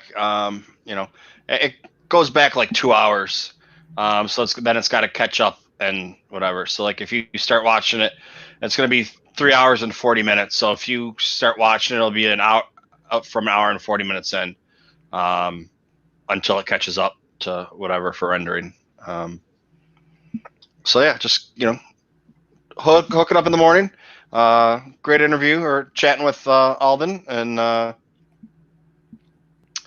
then chatting with Patrick a little bit about nothing. Another Seinfeld episode, just talking about nothing, about Star Wars, nothing. That's pretty much me and Michael's whole relationship. It's just random Star Wars factoids. And well, I mean, we can still sit here and talk about nothing for hours with no Star Wars news. So, wait till we get the book coming in. We're going to talk about Mascanata's castle. It no longer exists. The end. Which, by the way, there's actually a lot of fun lore around her castle. I could literally talk about for 30 to 45 minutes straight.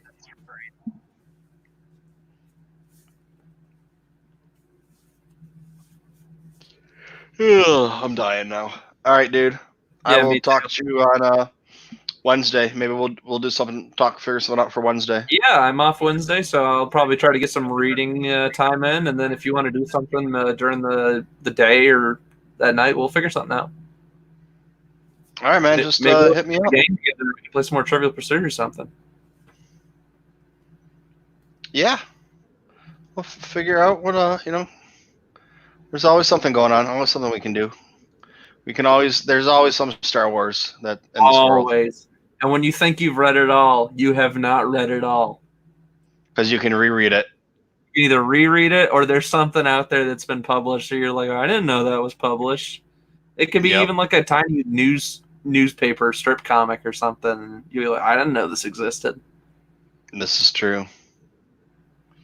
All right, dude. I'll talk to you later. Take care, man. Have a great night. You too. With that, I say good day. May the Force be with you.